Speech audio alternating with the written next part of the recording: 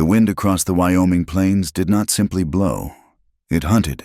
It sought out every tear in a coat, every gap in a boot, and every weakness in the spirit of those foolish enough to traverse the high country in the dead of winter. Clara Rose felt the cold as a physical weight, a heavy, suffocating blanket of white that had been pressing down on her shoulders for 3 days. Her mare was dying. Clara knew it, and the horse knew it. The poor beast stumbled through the drifts, her breath coming in ragged, freezing bursts that crystallized instantly in the gray air. They were moving slowly, agonizingly, across a landscape that offered no shelter and no mercy. Clara had lost the feeling in her toes hours ago, and her fingers were stiff claws wrapped around the stiff leather of the reins.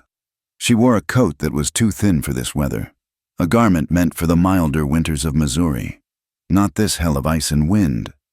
Underneath, her dress was torn at the hem, ripped by briars and the frantic scrambling of her escape. She dared not look back.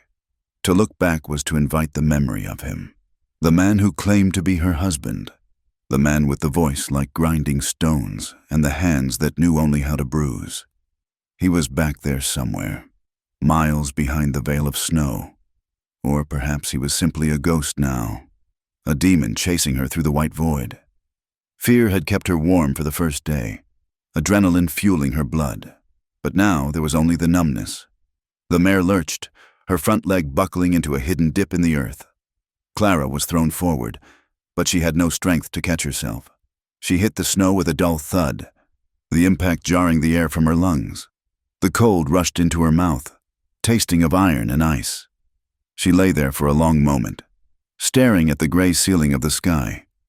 It would be so easy to stay here. The snow was soft, deceptively inviting. It promised sleep. It promised an end to the ache in her ribs where he had kicked her, an end to the stinging frostbite on her cheeks, an end to the terror that beat like a second heart in her chest.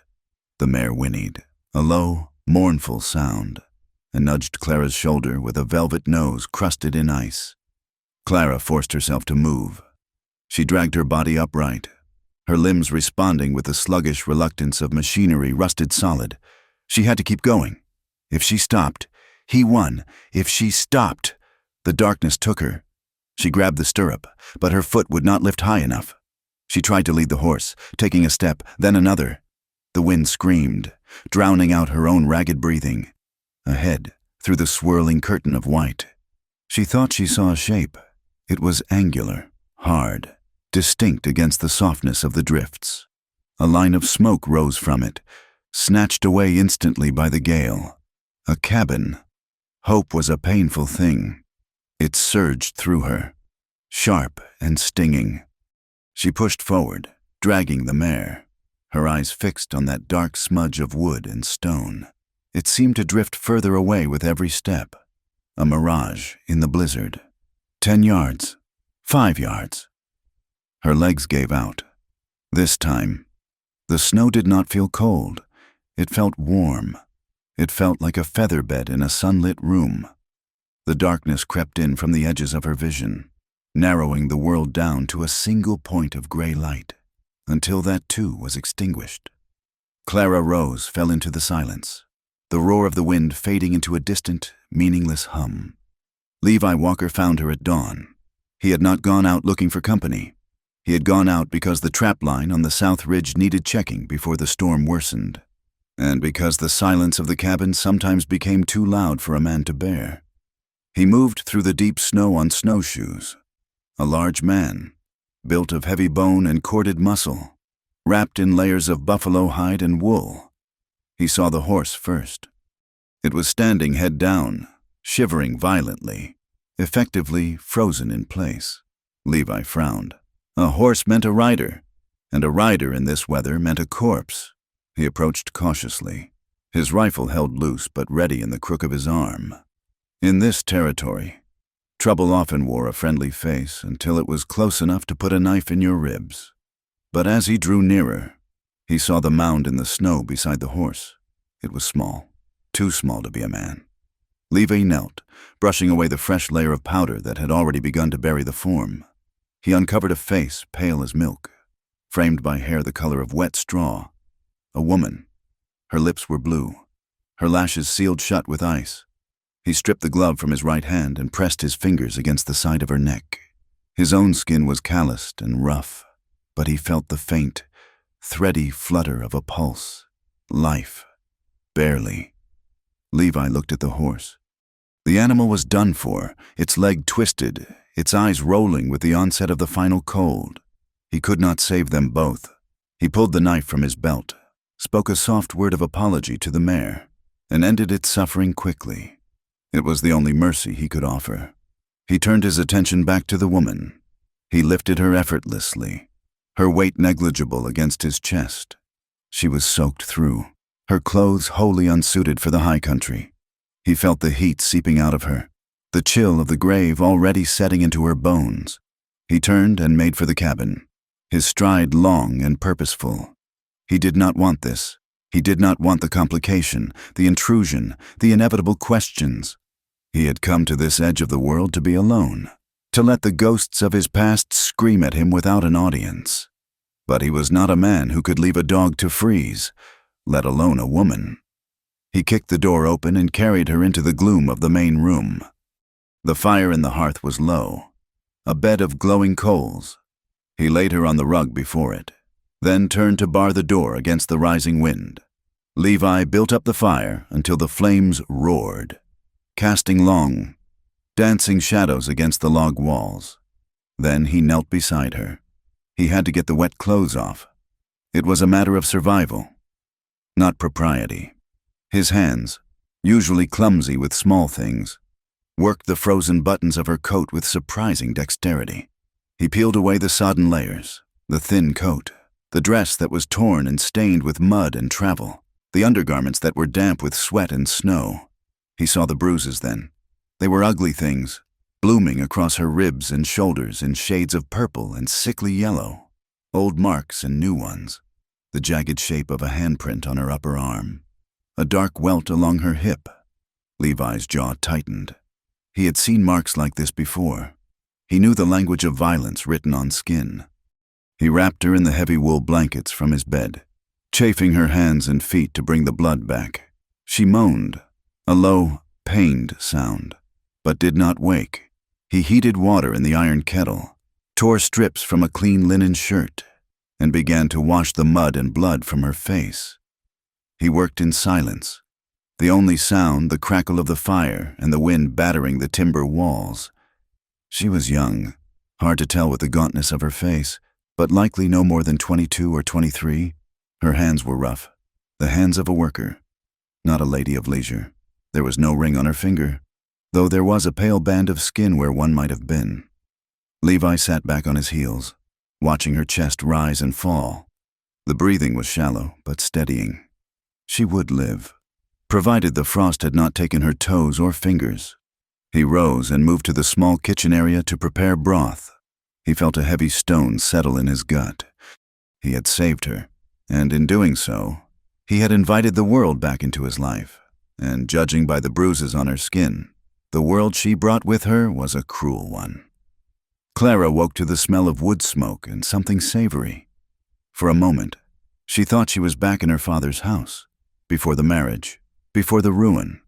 But the mattress beneath her was too firm, the blankets too heavy and smelling of pine and raw wool. She opened her eyes. The ceiling was low, made of rough-hewn beams. Firelight flickered on the walls. She tried to sit up, and pain shot through her head, a blinding spike that made her gasp. A shadow detached itself from the corner of the room. A mountain of a man moved toward her. Panic, sharp and immediate, seized her. She scrambled backward, pressing herself against the log wall, the blankets falling away from her shoulders. She was naked beneath them. The realization hit her with the force of a slap. "Stay back," she rasped, her voice a broken ruin. "Do not touch me!" The man stopped. He was immense, his shoulders spanning the width of a door frame. In the firelight, his face was a landscape of harsh angles and shadows. A thick beard covered his jaw, and a jagged scar ran from his left temple down into the hairline, a white line of old trauma. He held a tin cup in his hand. He did not speak immediately. He just watched her, his eyes dark and unreadable. "You are safe," he said. His voice was deep, a rumble that seemed to come from the earth itself. It was not the voice of the man she fled. That realization slowed her heart, but only slightly. "Where am I?" Clara demanded, pulling the blanket tighter around her throat. "Who are you?" "Levi Walker," he said. "My cabin. Found you in the snow. Your horse is dead." The bluntness of it stunned her. The mare. Gone. She was footless in the wilderness. "My clothes. Wet, ruined, drying by the fire," he said, nodding toward the hearth where her rags hung. "Drink this." He stepped closer, extending the cup. Clara flinched, her eyes squeezing shut, waiting for the blow. It did not come. When she opened her eyes, he was still standing there, arm extended, patience etched into his stillness. "It is broth," he said. "You need salt and heat." Clara reached out a trembling hand and took the cup. Her fingers brushed his, and she jerked back as if burned. His skin was rough, warm, and terrifyingly strong. She drank the broth greedily, the saltiness stinging her tongue, the warmth spreading through her chest. "I have to go," she said, lowering the cup. "I cannot stay here. He will find me." "Nobody's finding anything in this storm," Levi said. He turned and walked back to the fire, his limp slight but noticeable. "The weather has turned. We are snowed in." "You do not understand," Clara insisted, trying to swing her legs over the edge of the bed. "I have to keep moving." She put her feet on the floor and tried to stand. Her knees were water. The room spun violently, the floor rushing up to meet her. Levi was there before she hit the wood. He caught her effortlessly, his hands large around her waist. For a second, she was pressed against him, feeling the solid wall of his chest, the scent of pine and old leather overwhelming her senses. She screamed. It was a raw, animal sound. She struck at him, her fists hammering uselessly against his shoulders. "Let me go! Let me go!" He held her firm, not squeezing, just stabilizing, absorbing her blows without flinching. "Easy," he murmured. "Easy now. Get off me." He lifted her and placed her back on the bed, tucking the blankets around her with a speed that belied his size. Then he stepped back, hands raised slightly, palms open. "I am not him," Levi said. The words were quiet, but they carried a weight that silenced her. Clara lay back, breathing hard, tears leaking from the corners of her eyes. She felt weak, humiliated, and utterly trapped. She looked at this giant stranger, this scarred bear of a man, and searched for the cruelty she had come to expect from all men. She found only a guarded emptiness. "Why did you bring me here?" she whispered. "Because the ground is too hard for digging graves," Levi said. He turned his back to her and went to tend the fire. The storm raged for 3 days. Time lost its meaning in the cabin. There was only the gray light of day and the orange glow of the fire at night. The wind howled relentlessly, piling snow against the walls until the windows were half-buried white eyes. Levi was a ghost in his own home. He moved with a quietness that was unnerving for a man of his size. He fed her broth, then stew made of venison and root vegetables. He changed the bandages on her frostbitten toes, his touch clinical and detached. He never asked her name. He never asked who she was running from. He never asked about the bruises. His silence was both a shield and a weapon. It kept her at a distance, which she wanted, but it also left her alone with her thoughts, and her thoughts were dangerous. As her strength returned, the fever came. It brought the memories she had tried to outrun. She drifted in and out of sleep, trapped in the loop of the past. She saw the church in Missouri, the white clapboard peeling in the sun. She stood at the altar, her father's hand heavy on her shoulder, gripping her like livestock being sold. She saw the man who stood beside her. Silas. His smile was charming to the congregation, but his eyes were flat and dead like a shark's. "To love and to obey," the preacher said. Then the scene shifted. The bedroom, the smell of whiskey, sour and pungent. The sound of a belt snapping taut. "You will learn," Silas whispered in the dark. "You will learn to be quiet." She felt the blows again, the sudden explosion of pain in her ribs, the taste of carpet as she was thrown to the floor, the shame. The burning, acidic shame that she had not fought back, that she had tried to be good, tried to be the wife her father said she must be. "Please," she moaned in her sleep, twisting in the tangled blankets. "No more, please." Levi sat in the chair by the fire, whittling a piece of ash wood. He stopped as she cried out. He watched her thrash on the bed, her face slick with sweat despite the chill in the room. He knew these demons. He had plenty of his own. He saw her face contort in terror, saw her hands fly up to protect her face from an invisible attacker. Levi looked down at his own hands. He had killed men. He had broken bones. But he had never raised a hand in anger against a woman or a child. The thought of what had been done to this girl made a cold fury rise in his gut, a familiar darkness he tried to keep buried. He slept on the floor, on a pile of furs near the door. He gave her the bed without discussion. It was the only honorable thing to do, but it left him stiff and aching in the mornings. One evening, while she feigned sleep, Clara watched him through the slit of her eyelids. The fire was dying down.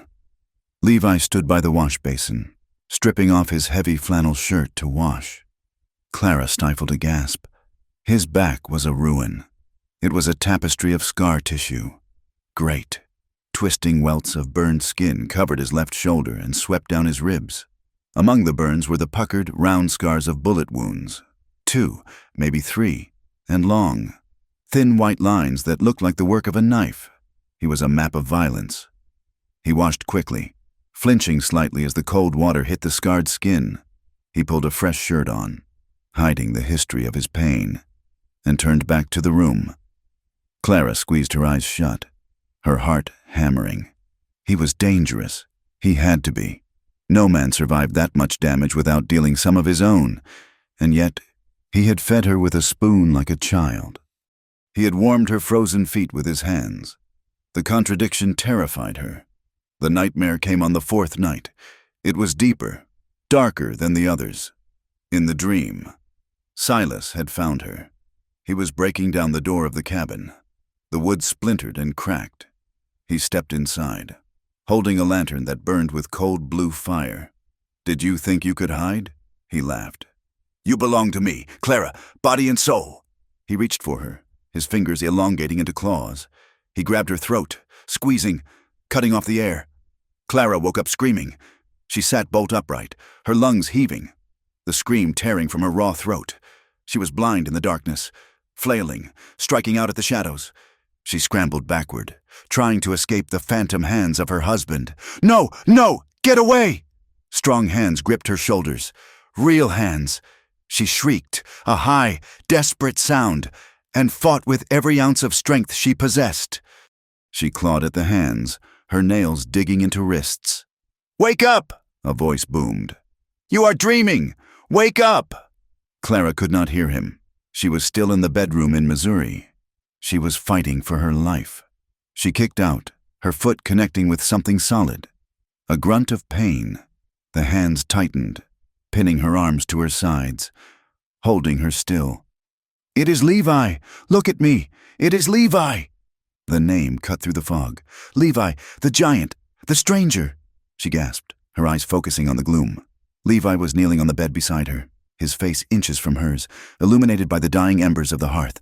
His eyes were wide, alert, filled with concern. But his hands were on her. The panic did not recede. It shifted. The memory of Silas's touch superimposed itself over Levi's grip. The weight of a man. The strength of a man. "Do not touch me," she sobbed, her voice cracking. "Please, God, do not touch me." Levi froze. He looked at her face, saw the sheer, unadulterated terror in her eyes. He saw that she was not seeing him. She was seeing a monster. He released her instantly. He pulled his hands back as if she were made of red-hot iron. He backed away, sliding off the bed and standing up, putting the width of the room between them. Clara curled into a ball, pulling her knees to her chest, wrapping her arms around herself.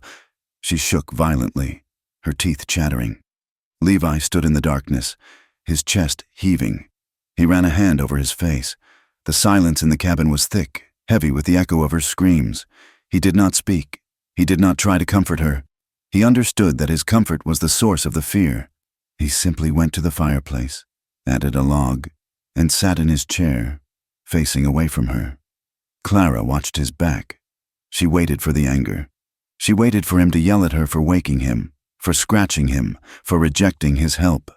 That was what men did when they were denied. But Levi just sat there.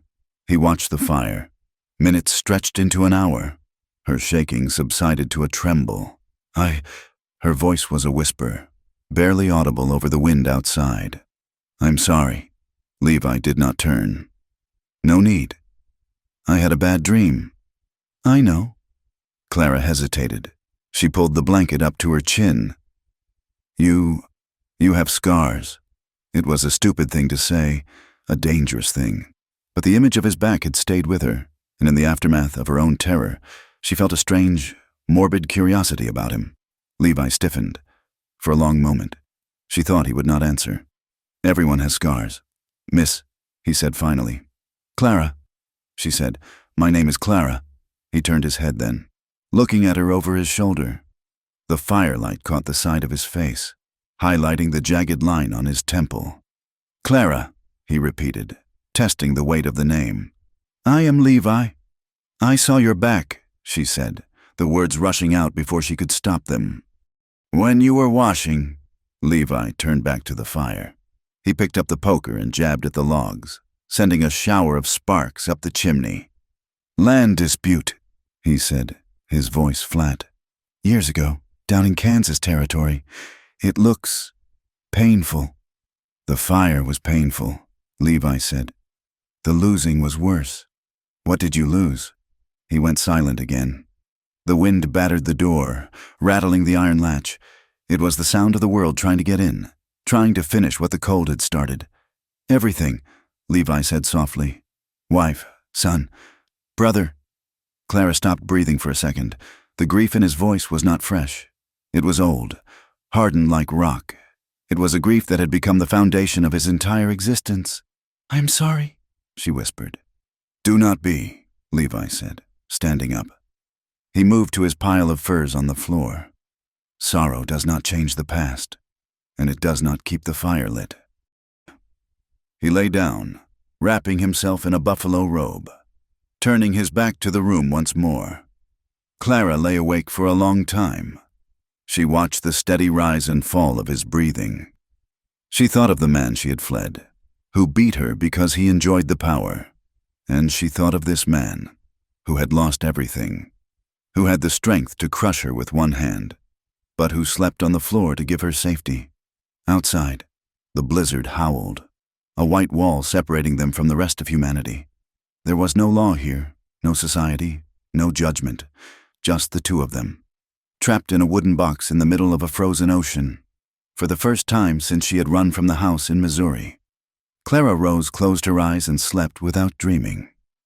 The weeks that followed the blizzard were defined not by the passing of hours, but by the slow, rhythmic thawing of the ice around the cabin and the ice inside Clara Rose.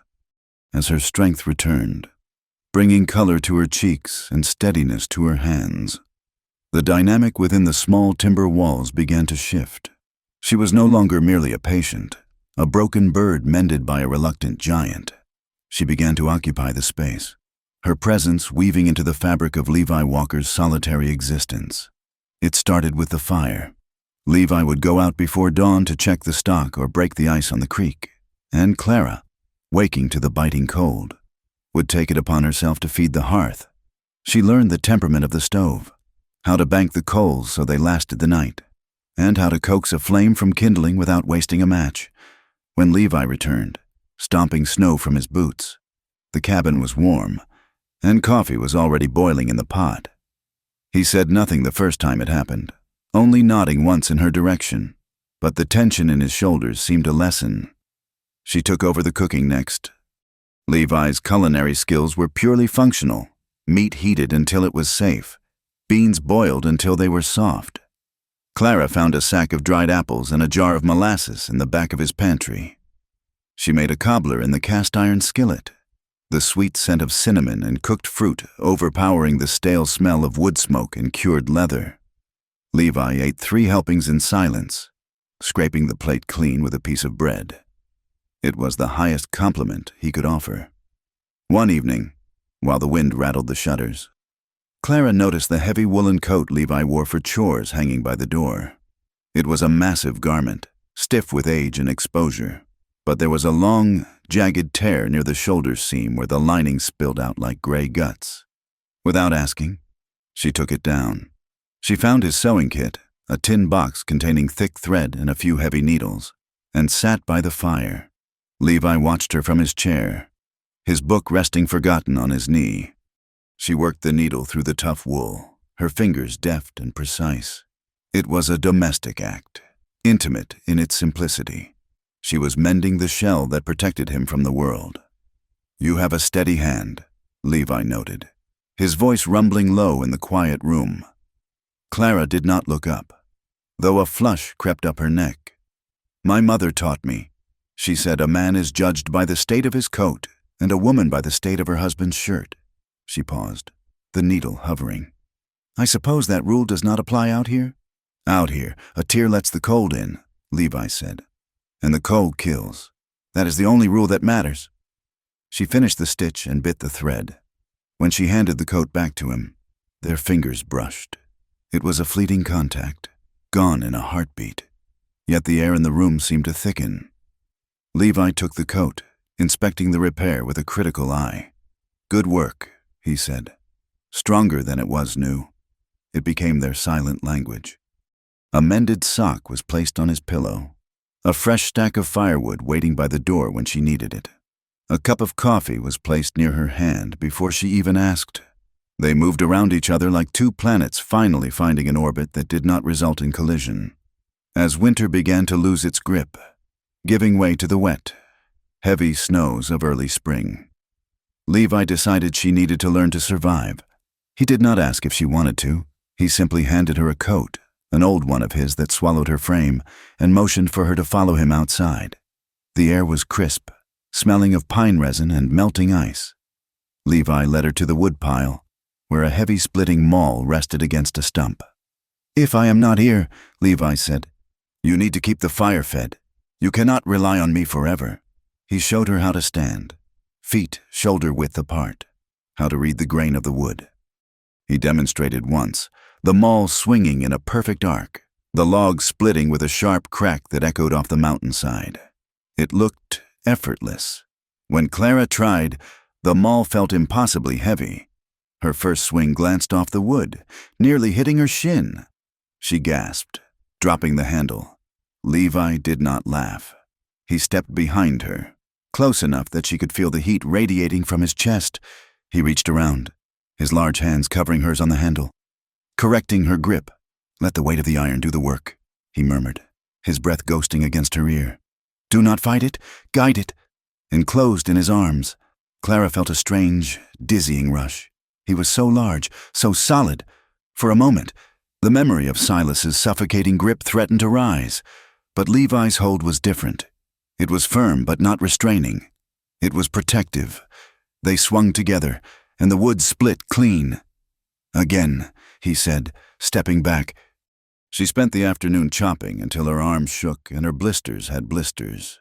But the pile of split wood was hers. She looked at it with a fierce, unfamiliar pride. The lessons continued. He taught her to shoot his Winchester rifle.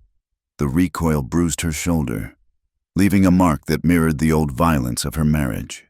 But this pain was different. This pain was the price of power. When she finally shattered a glass bottle at 50 yards, Levi gave her a rare, faint smile. "You have an eye," he said. "Do not hesitate. If you pull the trigger, you mean it. A gun is not a threat. Clara, that is the answer." One afternoon, they were checking the fence line along the ridge. Levi stopped suddenly. Holding up a hand, he pointed to the snow near a cluster of aspen trees. "Look," he commanded. Clara squinted. "I see nothing, just snow." "Look closer. The depression there, and the drag mark." She moved forward, bending down. Now she saw it, a massive paw print, wider than her hand, melted slightly at the edges. "Mountain lion," Levi said. his eyes scanning the tree line. "Big male. He is hunting the deer that came down for the bark." Clara straightened, a shiver running down her spine that had nothing to do with the cold. "Is he close?" "He is watching us right now," Levi said matter-of-factly. "They always watch before they strike. You never run. Clara, you stand tall. You make yourself big. If you run, you are prey." Clara looked at Levi, standing like a granite monument against the sky, his rifle resting easy in his arm. He was a man who had decided long ago that he would never be prey again. She moved closer to him, instinctively seeking his shadow. The truce between them was fragile, built on survival and silence, but it was tested a week later. Clara had been fetching water from the stream, slipping on a patch of black ice. Her shin struck a jagged rock, tearing the skin and soaking her stocking in blood. She limped back to the cabin, trying to hide the injury, but Levi saw the red trail on the floorboards instantly. He forced her to sit on the edge of the bed and knelt before her, rolling up the hem of her skirt to inspect the wound. It was a deep gash, ugly and raw against her pale skin. Levi fetched a basin of warm water and a clean cloth. He washed the blood away with gentle, methodical strokes. Clara gripped the blanket, hissing through her teeth as the water stung the open flesh. "It needs a stitch or two," Levi said, his voice rough, "but I can bind it for now." He dried the leg, his hands moving slowly. His thumb brushed against the curve of her calf, tracing the line of the muscle. His hand was rough, calloused from years of labor, but his touch was agonizingly tender. He applied a poultice and began to wrap the bandage. When he finished, he did not pull away. His hand rested on her shin, just below her knee. His thumb swept back and forth, a rhythmic, unconscious motion. The heat of his palm burned through the linen. The cabin went silent. The fire popped. Clara looked down at him. His head was bowed, his dark hair falling over his eyes. She could see the rise and fall of his chest. He was touching her not as a nurse, but as a man. The sensation was electric, terrifying, and confusing. Her heart hammered against her ribs. "Levi," she whispered. His hand stilled. He did not look up. "Stop," she said. The word was barely breath. He did not move his hand. The tension stretched, tight as a bowstring. She knew she should pull her leg away. She knew she should kick him, scream, run. But she sat frozen, her breath caught in her throat, staring at the large hand resting on her skin. A part of her, a traitorous, buried part, wanted him to slide his hand higher. Levi inhaled sharply, a sound like a man surfacing from deep water. He snatched his hand away and stood up so abruptly the basin water sloshed onto the floor. "I will get more wood," he rasped. He turned and marched out of the cabin without looking at her, leaving the door swinging in the wind. That night, the silence was different. It was heavy with unsaid words. Levi sat cleaning his rifle, the metallic click-clack of the lever the only sound in the room. Clara sat by the fire, her leg throbbing, her mind racing.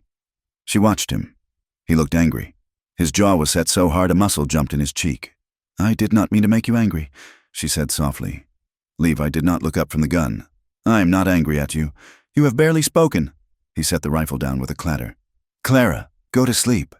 "I cannot sleep," she said, the words spilling out. "I close my eyes and I see him. I see his face." Levi turned to her then. His eyes were dark, intense. "Who?" "Silas," she said. The name tasted like ash. "My husband, or the man who said he was—" She began to speak. It was not a conscious decision. It was a dam breaking. She told him about the nights in Missouri. She told him about the way Silas would smile before he struck her, how he liked to hum hymns while he locked her in the cellar. She told him about the way he made her beg for food, for water, for mercy. She told him about the baby she had lost after he threw her down the stairs, a secret she had never spoken aloud to a living soul. She was trembling by the end of it, shaking so hard her teeth clicked together. She hugged her knees, hiding her face, ashamed of her weakness, ashamed of the degradation she had endured.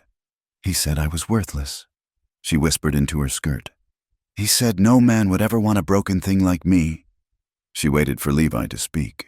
She waited for the pity or the disgust. Instead, she heard the scrape of a chair, the heavy tread of boots. Then the door opened and closed. Clara lifted her head. The cabin was empty. She sat alone in the firelight, the shame burning her cheeks. He had left. He could not bear to hear it. He was disgusted by her past, by the stain of another man's violence. She curled up on the bed and wept until exhaustion took her. Levi did not return that night. He walked into the cabin at dawn, bringing the cold with him. His coat was dusted with frost, his beard stiff with ice. He looked exhausted, his eyes rimmed with red, as if he had spent the night staring into the abyss. Clara was awake, sitting at the small table. She looked at him fearfully. "Are you angry?" she asked, her voice small. Levi stopped in the center of the room. He looked at her, and the expression on his face broke her heart. It was not disgusting. It was a rage so profound, so ancient, that it seemed to vibrate in the air around him. "Yes," he said. Clara flinched. "Not at you," Levi said, his voice cracking. He walked to the stove and poured himself coffee, his hand shaking slightly. "I am angry that no one stopped him. I am angry that he breathes while better men rot in the ground. I am angry that I was not there to put a bullet in his throat." He took a sip of the coffee, staring at the wall. "That is why I left. Clara, because if I stayed in this room with that story in my head, I would have burned this whole world down." Clara stared at him. He was not repulsed by her. He was furious for her. In the days that followed, a change came over Levi. He watched her, when she was sewing, when she was reading by the window, when she was kneading dough. He would look at her with a longing that was painful to witness. It was a quiet, desperate hunger. He fell for her not with the crash of a thunderstorm, but with the slow, inexorable slide of a glacier. He was careful with her. He moved around her with exaggerated caution, as if she were made of spun glass. But the air between them crackled. One evening, after a dinner of roasted rabbit, they sat by the fire. The wind was low tonight, a gentle moan in the chimney. Clara watched the flames dancing. "Levi? Since your wife." She hesitated, twisting her hands in her lap. Has there been anyone else?" Levi looked at her. The question hung in the air, intimate and dangerous. "No," he said simply. "There has been no one." "Why?" "Because I died with them," he said. "Or I thought I did." Clara stood up. Her heart was pounding a frantic rhythm against her ribs. She crossed the small distance between them and stood before his chair. Levi looked up at her, his eyes wide, wary. She wanted to know. She wanted to know if she was still a woman, if she could still feel something other than fear. She leaned down and pressed her lips to his. It was a tentative kiss, soft and questioning. Levi's lips were rough, tasting of coffee and tobacco. He went rigid beneath her. He did not pull away, but he did not kiss her back. He sat like a statue, his hands gripping the arms of the chair until the wood creaked. Clara pulled back, confused, stung. Levi looked at her, his eyes burning with a dark, tortured light. He reached up and touched her cheek, his thumb brushing her skin. "Don't," he whispered. "Don't start something you don't mean." "Clara, You are lonely," Levi said, his voice rough. "You are hurt. You want to forget him. Do not use me for that, because if I start, I will not be able to stop." He dropped his hand and looked away. "Go to bed." The next morning, Clara burned with shame. She could barely look at him. She busied herself with chores, keeping her back to him, expecting him to mock her or to be cold, but Levi treated her exactly as he had the day before. He spoke gently. He thanked her for the coffee. He showed her a hawk circling the valley. He gave her the dignity of pretending her moment of weakness had never happened. It was that kindness, more than anything, that made her want to weep. Mid-afternoon brought the sound of a dog barking. Levi stiffened, his head snapping up. He moved to the window, peering through the crack in the shutter. "Rider," he said, "coming up the ridge." Fear, cold and instantaneous, flooded Clara's veins. Is it him? No, Levi said. One man. Looks like a hired gun. Bounty hunter, maybe. He turned to her, his face hard. Get under the floorboards. In the root cellar. Do not make a sound. No matter what you hear. Clara scrambled. Levi pulled up the rug and the loose boards. She dropped into the darkness of the cold earth cellar, smelling of potatoes and damp soil. Levi replaced the boards in the rug. She heard his heavy boots moving above her, the metallic rack of the Winchester lever. Hello, the house, a voice called from outside. It was a scratchy, high-pitched voice. Clara pressed her hand over her mouth. She heard the door open. Help you? Levi's voice was calm. Bored, even. Afternoon, the stranger said. Looking for a woman, runaway. Yellow hair, skinny, maybe limping, stole a horse and some jewelry from a man in Missouri. Name of Clara. Haven't seen a woman in 5 years, Levi said. Unless you count the ones in the catalogs. She came this way. Tracks ended a few miles south, but the snow covered the rest. You sure you ain't seen her? Reward is handsome. $3,000. I told you what I know, Levi said, and I don't like trespassers. You best turn that horse around. There was a pause, a long, stretching silence where violence hung in the balance. Clara squeezed her eyes shut, praying. You're a big fella, the stranger said. But a Winchester beats big every time. I got a Winchester too, Levi said, and I don't miss it. Get off my land. Another pause, then the sound of a horse snorting. Friendly country, the stranger spat. I'll be watching. She's out here. Watch all you want. From the other side of the ridge, hoofbeats faded. The door closed. The boards were lifted. Levi reached down and pulled Clara up. She was shaking, covered in dust. She collapsed against him, burying her face in his chest. I have to leave, she sobbed. I am putting you in danger. He will come back. He will kill you. Levi held her tight, his arms wrapping around her like bands of iron. He stroked her hair, his hand large and comforting. You are not going anywhere, he said firmly. You are safe here. I won't let him find you. I won't let anyone touch you. He offered $3,000, she cried. That is a fortune. It is paper, Levi said. You are a life. That night, the fear lingered. Clara could not sleep. She lay in the bed, listening to the wind, terrified that the door would burst open. She got up and went to Levi, who was sleeping on his pallet. She knelt beside him. He woke instantly, reaching for her hand. Clara, hold me, she whispered. Please, just hold me. He lifted the buffalo robe and let her in. She curled against him, seeking his warmth, his solidity. He held her, his arm draped over her waist, his chin resting on the top of her head. He did not move to do more. He lay still, a protector, a guardian. I'm not broken, she whispered into the darkness. I want to feel something again. I want to feel something good. She shifted, pressing her body against the length of him.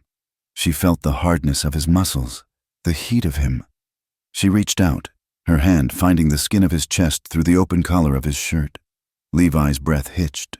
She moved her hand lower, trying to seduce him, trying to prove to herself and to him that she was whole, that she was ready.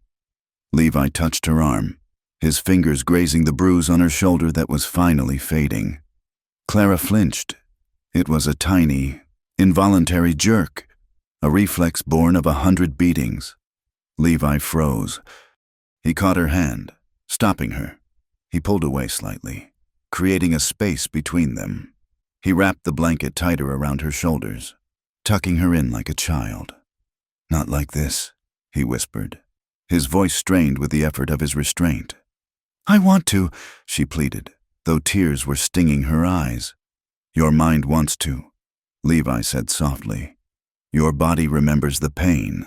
I will not be another man who takes from you when you are afraid. When we come together, Clara, it will be because you are running toward me, not running away from him. He kissed her forehead, a chaste, lingering benediction. Sleep now, he said. I am here. I am not going anywhere. Clara lay in the circle of his arms, listening to the beat of his heart.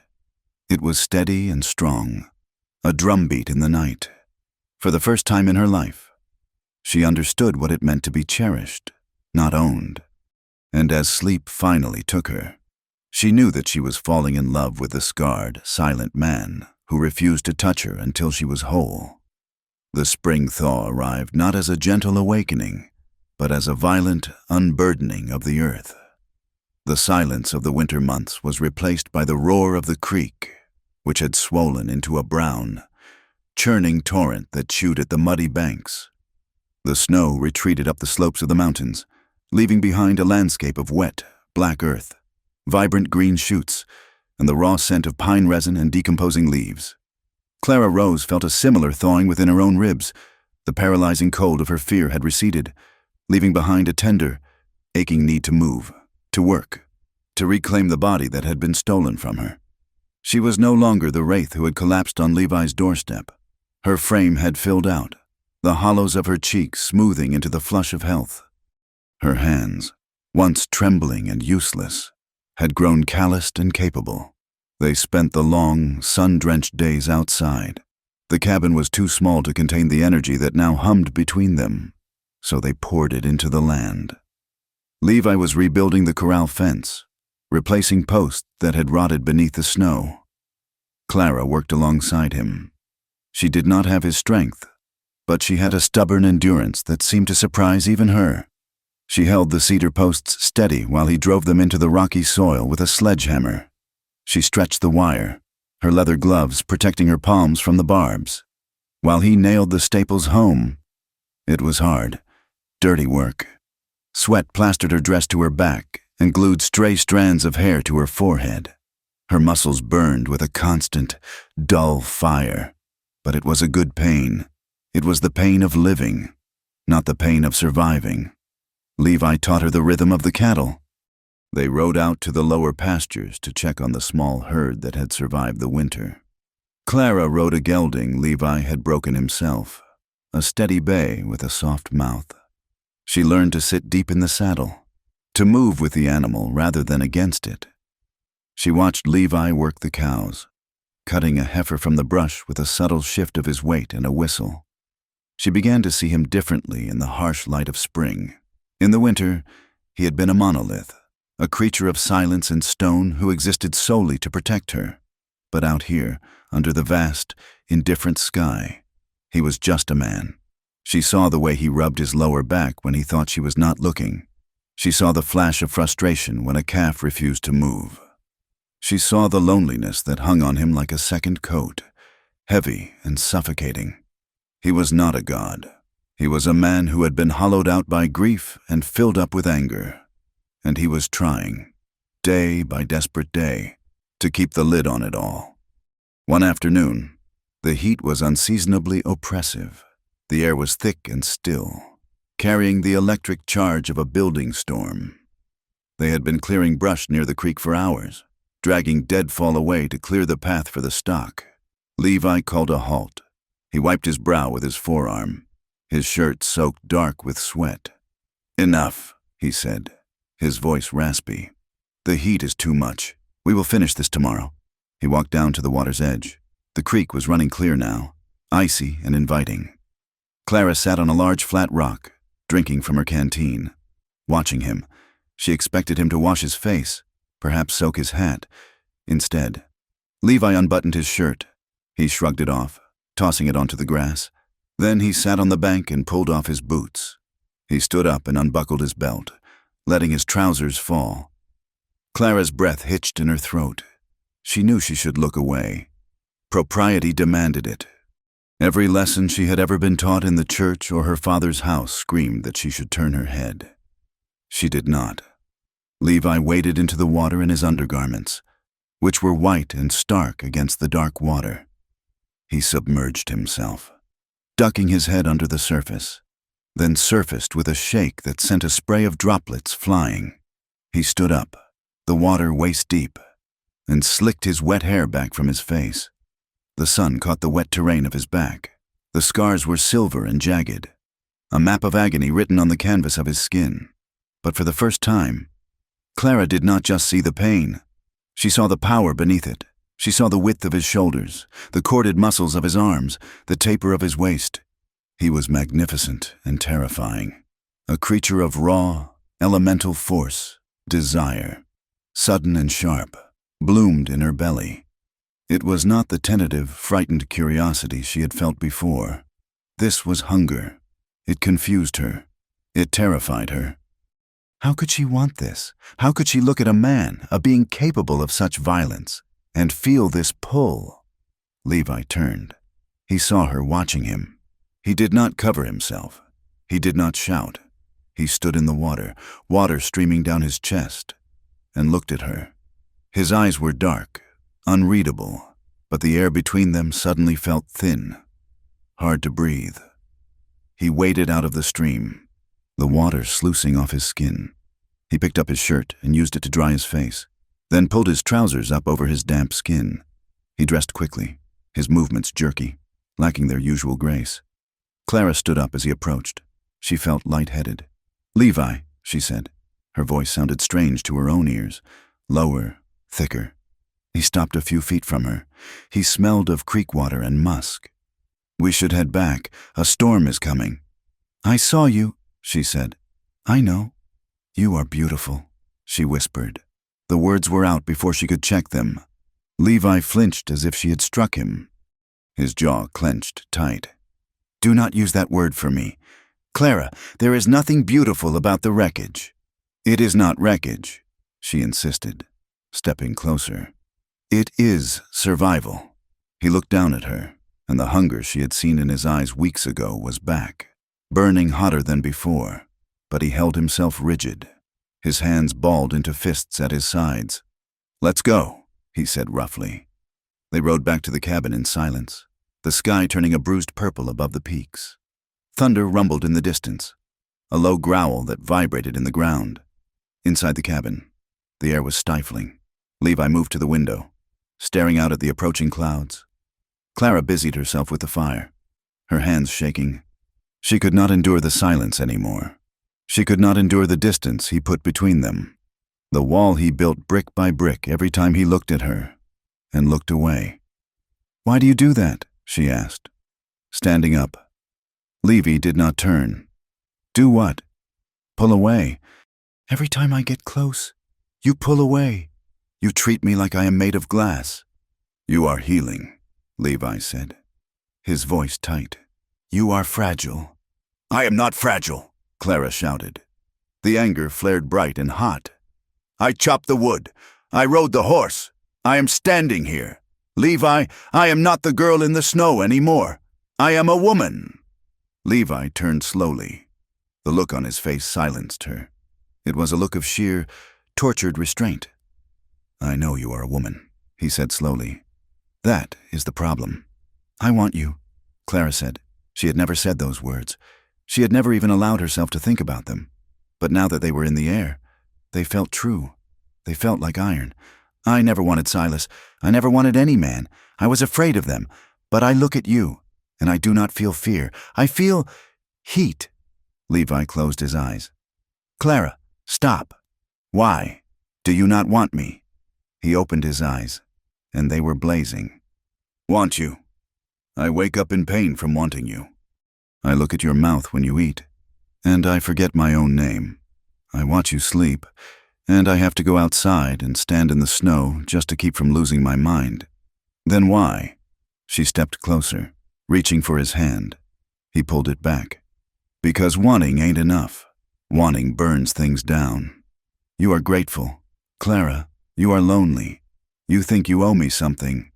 "I owe you my life," she said. "But this is not a debt. This is me." She closed the distance. She placed her hands on his chest. She could feel his heart hammering against her palms, a frantic, heavy rhythm. He was trembling. The giant was trembling. "Levi," she whispered. She stood on her tiptoes and pressed her lips to his. It was not like the first time. She did not hesitate.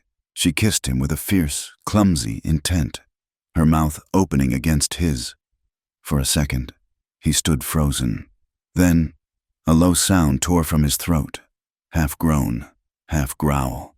His restraint shattered. His arms came around her, crushing her against him.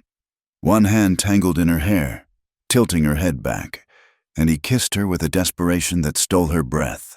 It was rough. I was hungry. It was the taste of a man who had been starving for 5 years. He lifted her, her feet leaving the floor, and carried her to the bed. He laid her down, not gently, but with a frantic urgency. His body covered hers, heavy and hard. His hands were everywhere, on her waist, her hips, the curve of her thigh. Clara gasped, her head spinning.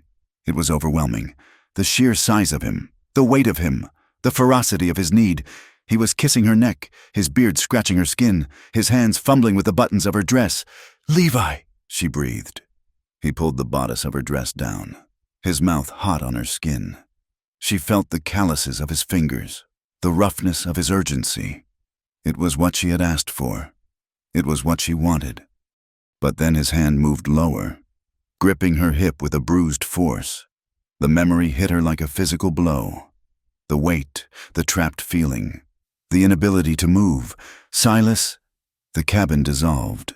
She was back in the dark bedroom in Missouri. She was pinned. She was helpless. "No," she whimpered.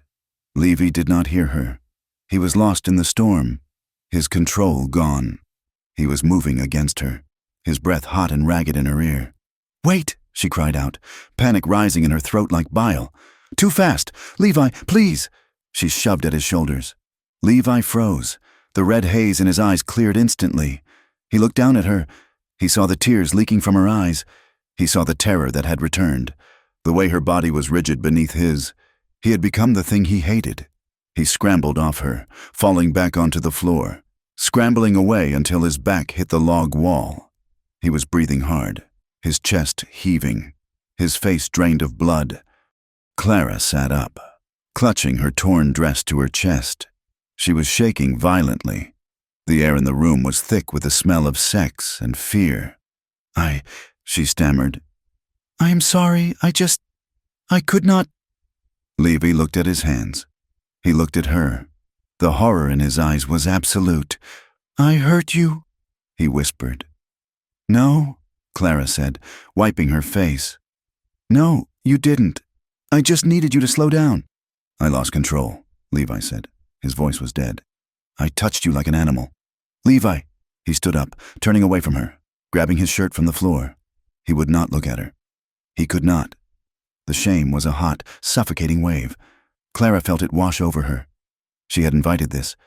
She had started it. And then she had broken. She was broken. Silas had broken her. And now she had broken this fragile thing with Levi. "I can't," she choked out. She scrambled off the bed. She needed air. She needed to run. The walls of the cabin were closing in, shrinking down to the size of a coffin. She ran for the door. She stumbled out into the yard, half-dressed, her bodice still undone, her hair wild. The storm had broken. The rain was falling in sheets, cold and hard, turning the dust of the yard into slick mud. Thunder cracked directly overhead, shaking the ground. Clara ran toward the corral, not knowing where she was going, just knowing she had to be away from the look on Levi's face. The rain soaked her instantly, plastering the fabric to her skin, mixing with the tears on her cheeks. "Clara!" The shout was a roar over the wind. She did not stop. She reached the fence and gripped the rough wood, leaning over it, sobbing into the rain. Levi caught her. He spun her around. He was half naked, his shirt unbuttoned and hanging open, his boots sliding in the mud. The rain ran down the valleys of his scars, making them glisten. "Let me go!" she screamed, pulling against his grip. "I am sorry. I am sorry. I am so weak." "You are not weak," Levi shouted back. He did not let go. He held her arms, his grip firm but controlled this time. "Stop it. Look at me." "I am broken," she cried, the words tearing out of her throat. "I tried. I wanted to. Levi, I swear I wanted to. But I felt him. I felt him, and I couldn't breathe." "I know," Levi yelled. "I know. It is my fault. I pushed too hard. I took too much." "No!" She shoved him. Do not pity me. I saw it in your eyes inside. You looked at me like I was a wounded dog you kicked by mistake. I do not want your pity. Levi Walker, I cannot survive your pity." Lightning flashed, stark and white, illuminating the agony on his face. Levi grabbed her face between his hands. The water streamed over his fingers. He forced her to look at him, to see the truth in his eyes. "Pity?" he roared. "You think this is a pity?" He pressed his forehead against hers, his breathing ragged. "I don't pity you. Clara, I burn for you. I have been burning since the moment I pulled you out of that snow. You are the only fire I have felt in 5 years." Clara went still. The rain hammered against them, cold and relentless, but the heat radiating from him was immense. You burn?" she whispered. "I am consumed by it," Levi rasped. "I hate myself for it because I know you are hurt. I know you need time. But when you touched me, God help me, Clara, I forgot everything else." He pulled back slightly, searching her face. The anger was gone, replaced by a raw, bleeding vulnerability. "I am not Silas," he said. "I will never be him. If you say stop, I stop. If you say go, I go. But do not tell me I pity you. I love you." The words hung in the rain. He had said it. Clara looked at him. She saw the water dripping from his lashes. She saw the scars on his chest, washed clean by the storm. She saw a man who was terrified that he had ruined the one good thing left in his world. She reached up and took his wrists. She moved his hands from her face down to her waist. "Then show me," she said. Her voice was steady now, cutting through the noise of the storm. "Make me feel like I belong. Make me feel like I am yours, not his." Levi looked at her for a long moment. Then he leaned down. He kissed her. It was not like the kiss in the cabin. It was not a collision. It was a slow, drowning thing. His mouth moved over hers with a reverence that made her knees weak. He kissed the rain off her lips. He kissed the fear out of her breath. He pulled her flush against him. The cold rain slicked their skin, making them slide against each other, but his warmth seeped into her bones. He held her as if she were the anchor keeping him from drifting off the edge of the earth. "Clara," he murmured against her mouth. "Take me inside," she whispered. He scooped her up. He carried her through the mud, through the rain, back into the sanctuary of the cabin. He kicked the door shut, sealing out the storm. The fire was still burning, casting a warm, orange glow over the room. He stood her by the hearth. He undressed her slowly this time, his hands trembling but gentle. He kissed every bruise that had faded, every scar she carried. He worshipped her body with a solemn intensity that made her weep. Silent, happy tears. When they finally lay down on the rug before the fire, the storm outside ceased to exist. There was only the crackle of the wood and the sound of their breathing. He moved over her, bracing his weight on his forearms so he did not crush her. He looked into her eyes, asking a silent question. Clara nodded. She wrapped her legs around him. She pulled him down. It was slow. It was an ache that built and built until it broke into a profound, shuddering release. There was no pain. There was no fear. There was only Levi, filling the empty spaces inside her, driving out the ghosts with the weight of his love. Afterward, they lay tangled together on the furs, their skin gleaming with sweat and firelight. Clara rested her head on his chest, listening to his heart slow its rhythm. She traced the line of the bullet wound on his ribs with her fingertip. Levi tightened his arm around her. He kissed the top of her head. "I never thought I would touch love again," he whispered into the silence. "I thought that part of me was dead and buried." Clara looked up at him. "It was just sleeping," she said softly. "Like the winter." "Maybe," Levi said. He looked at the ceiling, his eyes wet. "But you woke it up. Clara, you woke it all up." Outside, the rain softened to a gentle patter, feeding the earth, washing away the last of the snow, preparing the ground for whatever would grow next. The peace that had settled over the cabin in the wake of the storm was a fragile thing, woven from silence and the slow, steady rhythm of their days. It was a peace Clara Rose guarded jealously, though she knew, deep in the marrow of her bones, that the world outside the valley had not forgotten them. It was on a Tuesday, while Levi was up in the high pasture searching for a stray calf, that Clara found the box. She had been cleaning the loft, a dusty, cramped space above the main room where Levi stored the detritus of a life he no longer lived. She was looking for a heavy tarp to patch the roof of the smokehouse, moving stacks of old pelts and rusted traps, when her boot struck something solid wedged beneath a loose floorboard. It was a wooden ammunition crate, the lid nailed shut but pried open at one corner. Clara hesitated. She knew she should leave it. A man like Levi Walker was built of secrets, and prying them open was liable to get a person hurt. But curiosity, sharp and insistent, drove her to kneel in the dust. She worked the lid free with the edge of a pry bar. Inside, there were no weapons. There was only paper.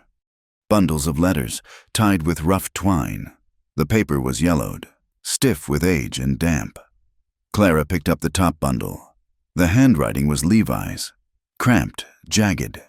The script of a man whose hand was more comfortable around a rifle stock than a pen. She saw the name on the first envelope. Sarah, and the second, Thomas.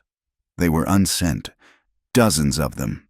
Clara sat back on her heels, the dim light from the gable window illuminating the dust motes dancing in the air. She opened one, her fingers trembling. April, 1874. My dearest Sarah, I made it to Abilene. I found the man who sold the whiskey to the ones who burned the house. He told me their names. I thought knowing their names would stop the screaming in my head, but it only makes it louder. I am close to them. I can feel it. I will make them pay for every minute of fear you feel. I promise you, I will not come home until the blood is answered with blood. Clara felt a chill that had nothing to do with the drafty loft. She opened another, dated 6 months later, October, 1874. I lost them near the border. I took a bullet in the leg and lay in a ditch for 3 days. I am a failure to you.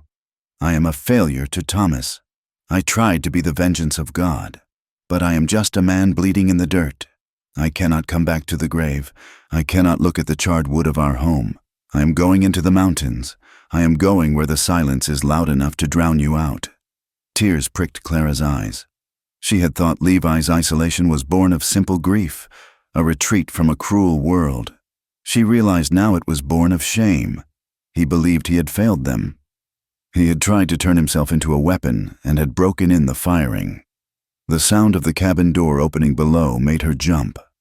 She hastily tied the twine back around the bundle, but before she could replace the lid, heavy boots sounded on the ladder. Levi's head appeared above the loft floor. He stopped when he saw her. He saw the open box. He saw the letters in her lap. The silence that stretched between them was sudden and absolute. Clara expected anger. She expected him to shout, to demand she leave his past buried. Instead, Levi climbed the rest of the way up and sat on a stack of curing hides. He looked old in the gray light. The strength that usually radiated from him seemed to have drained away, leaving only the weariness. I never sent them, he said, his voice rough. There was no post office where they were going. You tried to find the men who did it, Clara said softly. I tried. Levi said. He looked at his hands, turning them over, studying the calluses and the scars. I tracked them for 2 years. I killed one of them in a saloon in Dodge City. It did not make me feel better. It just made me a murderer. The other 2, they got away. I ran out of money. And I ran out of hate. Or maybe I just ran out of soul. So you came here, Clara whispered. I came here to die, Levi corrected. I just never got around to finishing the job. Clara moved across the dusty floorboards until she was kneeling in front of him. She took his large, rough hands in hers. Why stay here, Levi? Why stay in this place where the winter tries to kill you every year? You could have gone to California. You could have started over. Levi looked up at her. His eyes were the color of the slate rock on the ridges, hard and unyielding. Because it is all I have left that does not lie to me, he said. Clara squeezed his hands. What do you mean? The wind, Levi said. The snow, the wolves. They do not lie. If the cold kills you, it is not because it hates you. It is just because it is cold. If a bear tears you apart, It is just hungry. There is no malice in it, no deceit. Men lie. Clara, men smile at you and shake your hand while they strike a match to burn your world down. I stay here because the mountains are honest. I am here now, Clara said. Am I honest? Levi freed one hand and reached up to cup her cheek. His touch was gentle, a stark contrast to the violence of the letters she had just read. You are the only truth I have found in 5 years, he said. In the weeks that followed, the shadow of the letters faded, replaced by a new kind of intimacy. They had stripped each other bare of secrets. Clara knew his shame. He knew her humiliation. There was nothing left to hide, and in that nakedness, they found a profound, giddy freedom. They began to dream. It started small. Clara mentioned how well the soil in the lower valley might take to potatoes. Levi mentioned that the price of beef was rising in the east. They sat on the porch in the evenings, watching the sun dip behind the peaks, painting the sky in riots of orange and violet. Levi smoked his pipe, and Clara mended gear, and they talked not of survival, but of living. There is a valley south of here, Levi said one night, pointing with the stem of his pipe. Nearer to the town of Lander, lower elevation. Grass grows waist-high in June. Is there water? Clara asked. A river fed by the snowmelt, runs all year. A house? No, Levi said. He looked at her sideways, a glint of mischief in his eyes she had never seen before. But I know a man who is handy with an axe. Clara laughed. It was a bright, clear sound that seemed to startle the jays in the pine trees. I suppose you do. Would we build a porch? A big one, Levi agreed. And a room for guests. He meant a nursery. The word hung unspoken but understood between them, sweet and terrifying. They were planning a future. They were imagining a world where they did not just endure, but flourished. But the mountains, for all their honesty, could not keep the world at bay forever. It arrived on a humid afternoon in late May. Clara was in the garden patch she had started, weeding the rows of beans, when the sound of hoofbeats drifted up the valley floor. Levi was chopping wood by the barn. He dropped the axe immediately and reached for his rifle, which leaned against the fence post. He moved to place himself between the trail and the garden, signaling Clara to go inside. She did not go inside. She moved to the porch and stood in the shadows, watching. The rider was a young man, barely 20, with a face full of freckles and a hat that had seen better days. He rode a shaggy pony and led a mule packed with supplies. He did not look like a bounty hunter. He looked like a ranch hand. He pulled up 10 yards from Levi, keeping his hands well away from his hips. "Afternoon," the boy called out. "You Levi Walker?" "I am," Levi said, the rifle held loose but ready. "I work for the Bar T, down near the basin." The boy said, "Boss sent me up to check the high passes for drift cattle. Tell me if I saw the hermit from the high country. I should give him the news." "I do not need news," Levi said. "Maybe not," the boy said. He reached into his saddlebag. Levi raised the rifle barrel an inch. The boy froze, then moved very slowly, pulling out a folded piece of paper. "But I reckon you might want to see this. It is plastered all over the sheriff's office in town." The boy tossed the paper. It fluttered in the breeze and landed in the dirt near Levi's boots. "Best of luck to you, Walker," the boy said. He tipped his hat, turned his pony, and rode back the way he came, eager to be away from the silent giant and his gun. Levi stood still for a long time. Then he bent down and picked up the paper. Clara walked down the steps. Her heart was hammering a frantic rhythm against her ribs. She knew, before she even saw the ink. She knew. Levi did not look at her. He stared at the paper, his face turning to stone. Clara reached him and took the paper from his hand. It was a wanted poster. The drawing was crude, but the likeness was undeniable. The tilt of the chin, the large eyes. Wanted Clara Rose Thorne for the attempted murder of her husband, Silas Thorne, for the theft of family heirlooms and livestock. Reward, $500, dead or alive. The words swam before Clara's eyes. Attempted murder. I didn't, she gasped. I just ran. I hit him with the candlestick to get away, but he was standing up when I left. I didn't try to kill him. He says you did, Levi said. His voice was flat, calm, the voice of a man assessing a tactical situation. And he says you stole. I took my mother's locket, Clara cried. And the horse that died in the snow. That is all. Levi took the paper back and crumpled it in his fist. It does not matter what is true, Clara. It matters what the law thinks is true. Silas has money. He has influence. He has turned the law into his dog.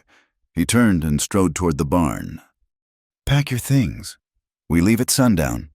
Clara stood rooted to the spot. Leave? Where? North, Levi called over his shoulder. Into the Montana territory. Maybe Canada. The winters are harder, but the law is thinner. No? The word was small. But it stopped Levi in his tracks. He turned slowly. Clara, we do not have a choice. A poster means bounty hunters. Not just one straggler, but professionals, men who track for a living. I can't run forever, Clara said. Her voice broke, but her chin came up.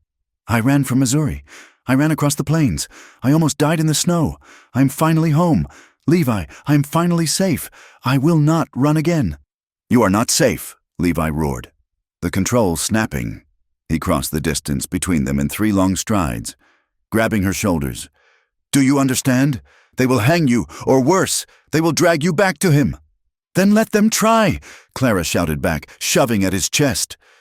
I would rather die here, standing on my own feet, than die in a ditch in Canada running like a criminal. Levi stared down at her, his chest heaving. He saw the terror in her eyes. But he also saw the steel. She had found her backbone in these mountains, and she would not let it be broken again. He let out a long, ragged breath and released her. He ran a hand through his hair. We cannot stay here and wait for them, he said. That is suicide. Then what do we do? Levi looked toward the south, toward the gap in the peaks that led to civilization. I know a man, he said quietly. In the town, Sheriff John Boone. We rode together years ago. Before everything. He is a hard man, but he is honest. If anyone can tell us what is really happening, it is him. I will go with you, Clara said.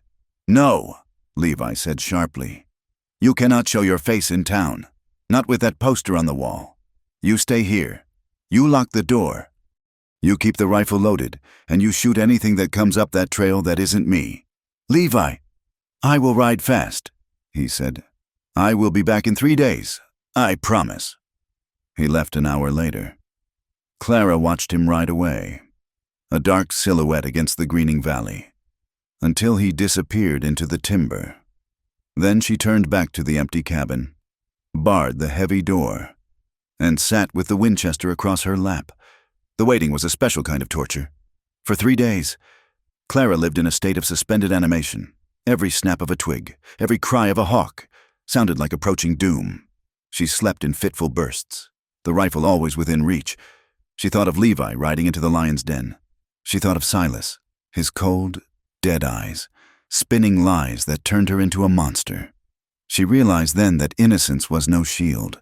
A woman could be innocent and still be destroyed. On the evening of the 3rd day, the sun was bleeding crimson behind the peaks when she saw the horseman. He was slumped in the saddle, the horse moving at a slow, exhausted walk. Clara threw open the door and ran out, forgetting the rifle, forgetting caution. Levi! He slid from the saddle before the horse had fully stopped. He landed hard, staggering, catching himself on the fence rail. Clara reached him, her hands flying over him. Levi, you are hurt! He was more than hurt. His left eye was swollen shut, a purple, angry bruise. His lip was split. His knuckles were raw and bloody, the skin heavily abraded. His shirt was torn, stained with dust and dried blood. I'm all right, he rasped, though his voice was thick with pain. Looks worse than it is. What happened? Clara demanded, pulling his arm over her shoulder to help him toward the cabin. Did you find the sheriff? I found him, Levi said.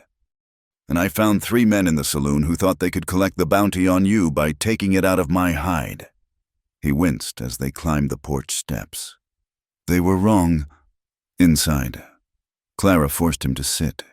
She fetched water in a cloth, her hands shaking as she cleaned the blood from his face. He hissed when she touched the cut on his cheekbone. "Did you speak to Boone?" she asked, wringing out the cloth.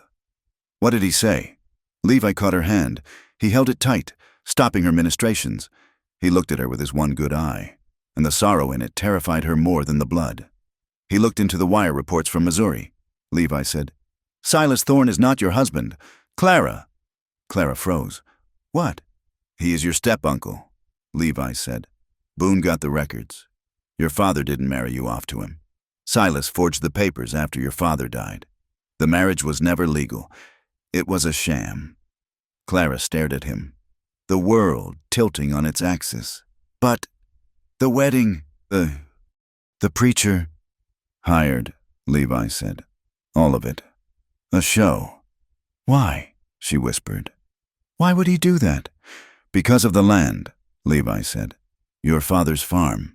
The deed was in your name. In Missouri, a husband takes control of his wife's property upon marriage. Silas didn't want a wife. Clara, he wanted the deed. He beat you to keep you scared, to keep you submissive, so you wouldn't ask questions while he sold off your inheritance acre by acre." Clara pulled her hand away. She backed up until she hit the table. All of it. The fear, the pain, the nights spent praying for death, the shame of being a bad wife. It was all a lie. It was just business. She was just a signature on a deed to him. He is not my husband," she stammered. "No. He is just a thief?" "A thief," Levi said. "And a man who is willing to hang his own niece to cover his tracks. The attempted murder charge is to make sure you never come back to contest the land sale. If you are dead or in prison, the land is his for good." Something broke inside Clara. It was a loud, jagged crack in the center of her chest. She screamed. It was a sound of pure, distilled rage. She grabbed the heavy ceramic pitcher from the table and hurled it at the wall. It shattered, shards flying like shrapnel. "Why?" she screamed, tearing at her hair. "Why do men keep taking and taking? Why is it never enough?" She collapsed to the floor, sobbing. "I have nothing. I gave him everything. I gave him my dignity. I gave him my fear, and it was all for dirt, just for dirt." Levi was there in an instant. He ignored his own pain, dropping to his knees and pulling her into his arms. "I know," he rumbled, rocking her. "I know. I hate him," Clara sobbed into Levi's blood-stained shirt. "I want him dead. I want him to feel what I felt." "He will," Levi said grimly. "He will." He held her while the storm of grief passed, replacing the rage with a hollow, aching exhaustion. The fire burned down to embers. The room grew dark. Finally, Clara pulled back. She looked at Levi's battered face. She touched the swollen eye, the split lip. He had taken these blows for her. He had walked into a room of wolves and fought his way out, just to bring her the truth. "You are bleeding," she whispered. "I have bled before," Levi said. "Make me forget him." Clara said, "Please, Levi, make me forget all of them." She kissed him. It was salt and iron, blood and tears. They moved to the bed. This time, there was no hesitation. There was no fear. There was only a desperate need to affirm life in the face of so much cruelty. They made love slowly, an aching, intense collision of souls. Levi worshipped her body, his hands reverent, his touch erasing the invisible fingerprints Silas had left on her skin. He moved with a deliberate, powerful rhythm, forcing her to look at him, to be present in this moment, to feel the reality of him. "You are here," he whispered against her throat. "You are real. You are Clara." Clara clung to his shoulders, arching into him. "Never let me go," she gasped. "Promise me. No matter what happens, never let me go." Levi stopped. He braced himself above her, looking down into her eyes. The firelight cast deep shadows across his scars. "I cannot promise that," he said. Clara's heart stopped. "Levi? You are not mine to keep. Clara," he said, his voice rough with emotion. "You are not a possession. I will not be another man who owns you. You belong to yourself." He lowered his forehead to hers. "But I will fight like hell to keep you safe," he swore. "I will stand between you and the world until there is no breath left in my body. That, I promise." It was enough. It was more than enough. It was a love that did not bind, but liberated. They slept entangled, limbs heavy with exhaustion. The morning brought a gray, steel-colored light. The air was crisp. Levi was already up when Clara woke. He was packing saddlebags. He had cleaned his guns, the Winchester and the heavy Colt revolver he wore on his hip. Clara rose and dressed. She put on her riding skirt, her boots, and the coat Levi had mended for her. She braided her hair tight against her head. "Where are we going?" she asked, though she suspected she knew. Levi turned. He held out a cup of coffee. "To town," he said. "To run?" "No," Levi said. "To fight. Boone says the circuit judge is due in town in 2 days. We are going to meet him. You are going to walk into that courtroom. Clara, you are going to tell your story. You are going to show them that you are not a ghost and you are not a murderer. And if they arrest me, then I will be standing right beside you," Levi said. "And Boone will be there, and we will face it." Clara walked to the table. She picked up her gloves. She looked at the cabin, the sanctuary that had saved her. "I am scared," she admitted. "Good," Levi said. "Fear keeps you sharp." He opened the door. The horses were saddled and waiting, their breath steaming in the cool morning air. "Are you ready?" Levi asked. Clara took a deep breath. She thought of the wanted poster. She thought of the step-uncle who had sold her for an acre of dirt. Then she looked at the giant of a man standing in the doorway, the man who had bled for her, who loved her enough to let her be free. "Yes," Clara said. "I am ready." She walked out into the light, and she did not look back. The ride down from the high country was a descent into a world Clara Rose had almost forgotten. As the air grew thicker and warmer, the scent of pine and snow gave way to the smell of wood smoke, unwashed bodies, and horse manure. The settlement of Granite Creek sat in the bottom of the valley like a collection of discarded crates, a muddy scar on the pristine landscape. They rode in at midday. The sun was high and merciless, baking the mud of the main thoroughfare into a hard, rutted crust. Levi rode a half-length ahead, his Winchester resting across his saddle horn, his hat pulled low over his bruised face. Clara followed, sitting tall on the bay gelding, her chin lifted against the dust and the stairs. And there were stairs. Activity on the streets ceased as they passed. Men stopped loading wagons. Women paused on the boardwalks, clutching their shawls tight. In a town of 300 souls, strangers were news, but these two were a spectacle. A giant of a man with a face like a battlefield, riding alongside a woman who looked too refined for the trail but too wild for the parlor. They were unmarried, traveling together. And in the moral geometry of the frontier, that geometry equaled scandal. Clara felt the eyes on her skin like physical touches. She heard the whispers, the sharp intake of breath from a matron in a calico dress. A week ago, this would have crushed her. A week ago, she would have shrunk inside her coat and wished for invisibility. But she had survived the winter. She had survived the snow. She had survived the truth of her own life. She looked a man spitting tobacco juice on the steps of the dry goods store directly in the eye until he looked away, unsettled. They dismounted in front of the sheriff's office, a brick building with iron bars on the windows. Levi tied the horses, his movements deliberate and slow. He offered his hand to Clara. She took it, and for a moment, standing there in the dirt of the street, he squeezed her fingers. It was a message. "I am here." They walked inside. Sheriff John Boone sat behind a desk that was scarred by knife points and ringed with coffee stains. He was a man of 50, with a mustache the color of steel wool and eyes that had seen every variety of human weakness.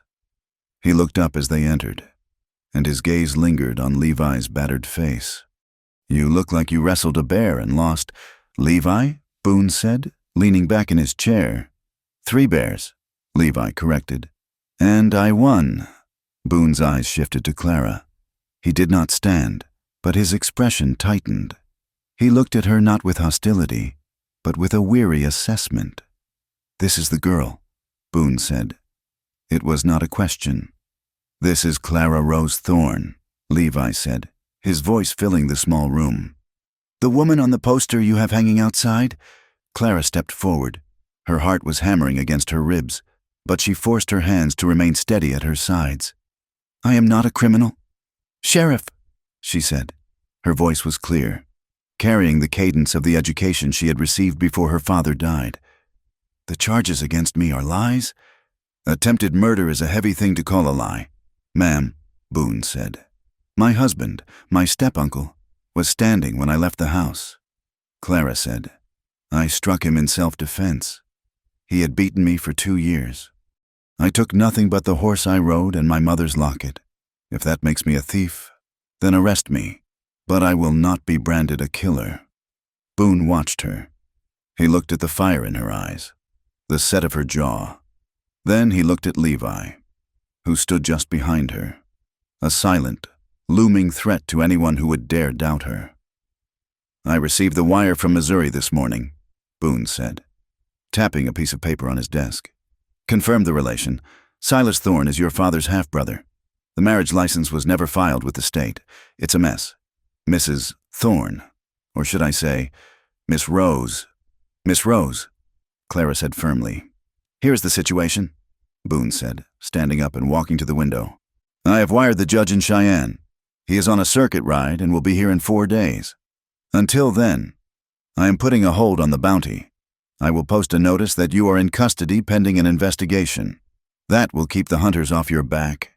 "Thank you," Clara breathed. "Don't thank me yet," Boone warned. "You are not free. You are under town arrest. You do not leave the settlement limits.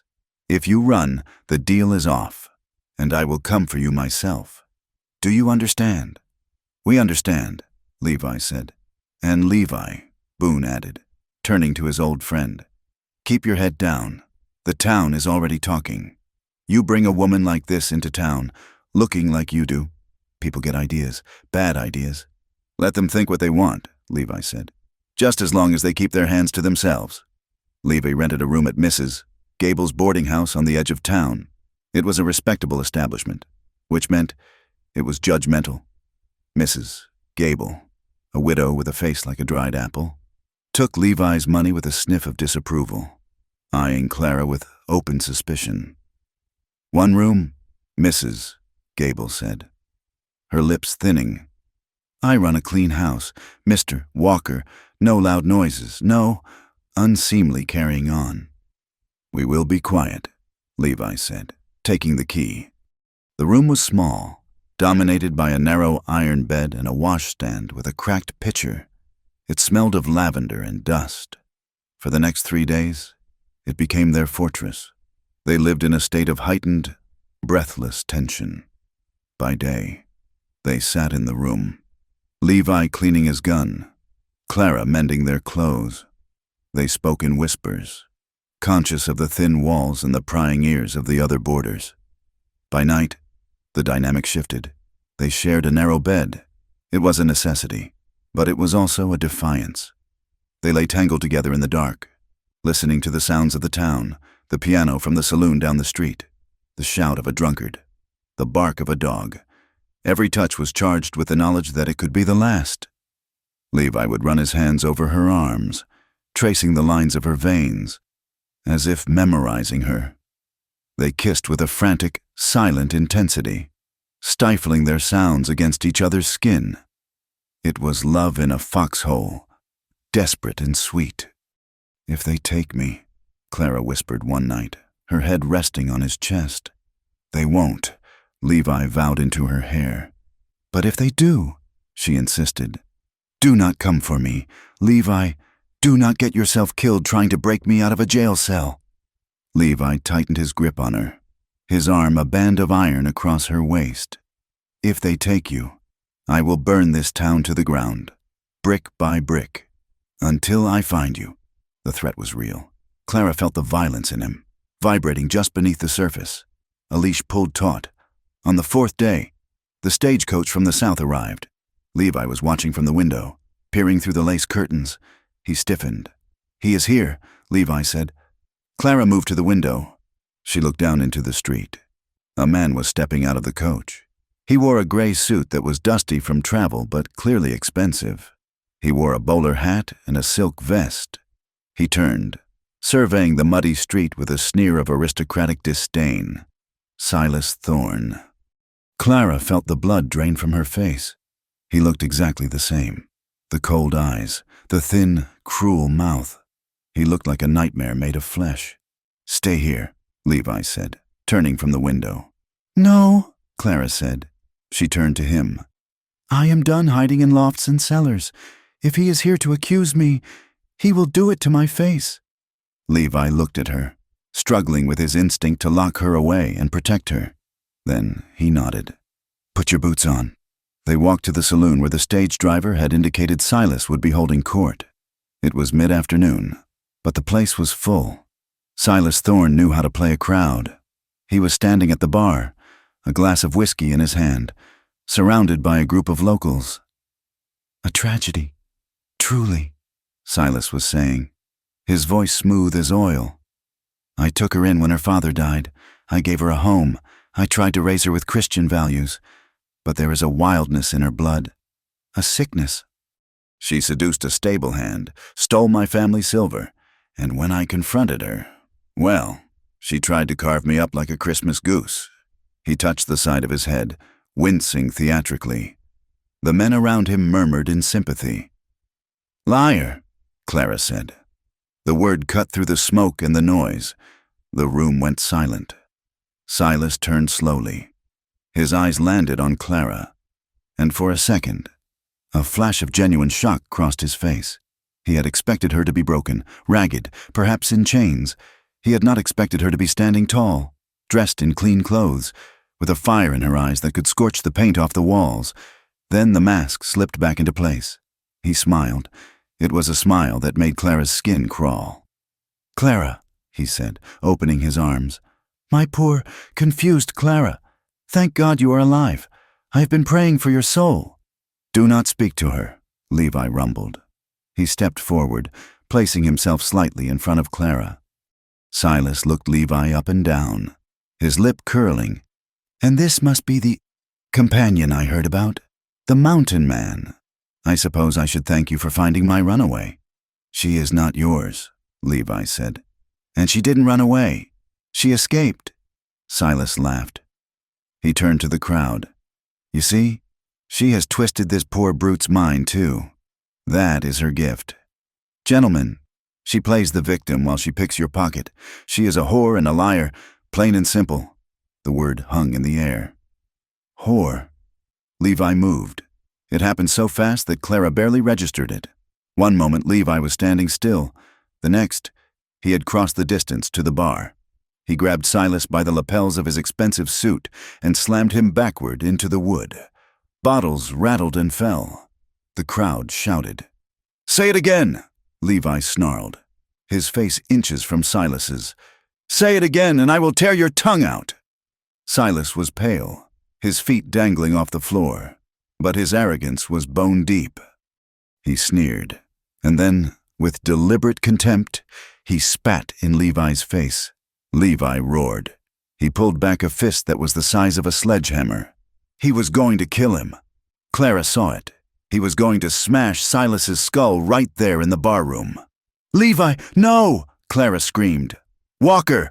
Sheriff Boone's voice cracked like a whip. Boone was at the door, his shotgun leveled. "Drop him! Levi, now!" Levi froze. His fist trembled. He looked at Silas, who was smirking despite the danger.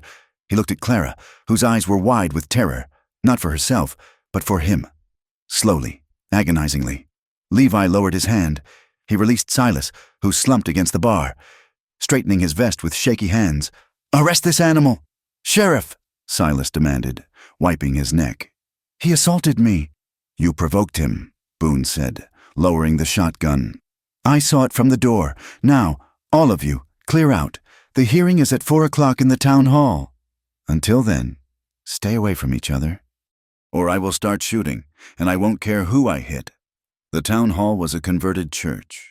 the pews filled with curious onlookers. The air was stiflingly hot. Judge Miller, a circuit judge with a face like a bloodhound, sat at a table at the front. Silas spoke first. He was eloquent. He painted a picture of a grieving husband and a mentally unstable wife. He produced affidavits from Missouri, likely forged or bought, attesting to Clara's episodes of hysteria. He spoke of the sanctity of marriage and the property rights of a husband. "She is sick, Your Honor," Silas said, wiping a fake tear from his eye. "I only want to take her home, to get her the help she needs." The townspeople nodded. It was a compelling story. It fits their worldview. Women were fragile, men were the guardians. Then it was Clara's turn. She stood up. She told the truth. She spoke of the beatings. She spoke of the locked cellar. She spoke of the day she found the deed to the farm in the trash, her signature forged at the bottom. But as she spoke, she saw the doubt in their eyes. She was a woman alone, admitting to violence against a man. Her word was thin paper against the ironclad assumptions of the day. "Is there anyone who can speak to your character, Mrs. Thorne?" the judge asked, looking over his spectacles. "I can," Levi said. He stood up from the bench. A ripple of whispering went through the room. Levi walked to the front. He did not look like a lawyer. He looked like a mountain. "State your name," the judge said. "Levi Walker." "And what is your relationship to the accused?" Levi looked at Clara. "I am the man who found her freezing to death in the snow." He turned to the crowd. He did not use fancy words. He spoke with the slow, grinding cadence of the high country. "I have lived in these mountains for 5 years," Levi said. "I have killed men. I have skinned beasts. I have seen the worst that nature can do. I know what a bad soul looks like. I have one myself." The room went dead silent. "I found this woman broken," Levi continued. "She had every reason to give up. She had every reason to hate the world. But I watched her. I watched her mend a coat to keep a stranger warm. I watched her stand up to a blizzard. I watched her refuse to let fear turn her cruel." He pointed a finger at Silas. "That man there," Levi said, his voice dropping to a growl. "He wears a silk vest and speaks with a silver tongue, but he smells of rot. I saw him in the street today. He enjoyed the pain he caused. A man who enjoys pain is not a husband. He is a devil." Levi looked back at the judge. "Clara Rose is the finest human being I have ever known. If she struck that man, it was because he deserved it. And if she says he is a liar, then he is a liar. I would stake my life on it. In fact, I am staking my life on it right now." He sat down. Clara felt tears hot on her cheeks. He had stripped himself bare to clothe her in dignity. Judge Miller cleared his throat. He looked at Silas, who was looking slightly less confident. Then he looked at Sheriff Boone. "Sheriff," the judge said, "you had some documents regarding the legality of the union." Boone stepped forward. "Yes, Your Honor. Telegram from the clerk of records in Missouri. There is no marriage license on file for Silas Thorne and Clara Rose. Furthermore, the deed transfer for the Rose farm was flagged for irregularity 6 months ago." The room erupted. Silas jumped up. "This is preposterous. A clerical error." "Sit down, sir." The judge banged his gavel. He looked at Clara. "If there is no marriage, there is no husband to rob. And if he is not your husband, then your defense of self against an intruder in your home stands on firmer ground." The judge scribbled on a piece of paper. "Case dismissed." He ruled. "Clara Rose is free to go." A cheer went up from the back of the room. Ranch hands, mostly, who liked an underdog. "However," the judge added, raising a hand, "Mr. Thorne, you are advised to leave this territory. Sheriff Boone has questions about fraud that I imagine you do not want to answer." Silas stood up. His face was a mask of pure venom. He looked at Clara, and for a moment, the demon she remembered looked back at her. "This isn't over," he mouthed. "It is for today," Boone said, stepping between them. "Get on the stage. Thorne, it leaves in 10 minutes." Outside, the sun was setting. The air felt cleaner, lighter. Levi and Clara stood on the steps of the town hall. The townspeople filed out, looking at them differently now. There was still judgment. They were still unmarried lovers. but there was respect. 2. They had stood in the fire and not burned. Boone came out, lighting a cigar. "You got lucky," Boone said. "The law worked today. That doesn't happen often." "Thank you, John," Levi said. "Don't thank me," Boone said, spitting a piece of tobacco. "Just remember one thing. The West is big, but don't forget, Silas is gone. But a man like that holds a grudge like a drowning man holds a rock. Watch your back." They walked back to the boarding house in the twilight. They did not speak until they were inside the room. The door locked. The world shut out. Clara leaned against the door, trembling. It was the adrenaline leaving her body. "We did it," she whispered. Levi stood by the window. He looked exhausted, the fight finally draining out of him. "We did." Clara walked over to him. She reached out and unbuttoned his vest. She pulled his shirt from his trousers. "I don't want to hide anymore," she said. Levi looked down at her. "Mrs. Gable will throw us out." "Let her," Clara said. She walked to the window. It was open to the street below, where the evening traffic was still passing. She reached for the sash to pull it down, to close the curtains as they had done for 3 nights. Then she stopped. She pushed the window up higher. The sounds of the town drifted in. Laughter, the clip-clop of horses, the murmur of voices. "Clara?" Levi asked. She turned to him. She pulled her dress off her shoulders, letting it fall to her waist. She stood there, half naked in the glow of the street lamp outside, visible to anyone who cared to look up. "I am done hiding," she said fiercely. "I am done being ashamed of who I am. I am done being ashamed of loving you." She walked to him and pushed him backward onto the bed. "Love me, Levi," she commanded. "And let them all hear." Levi groaned. He pulled her down onto him.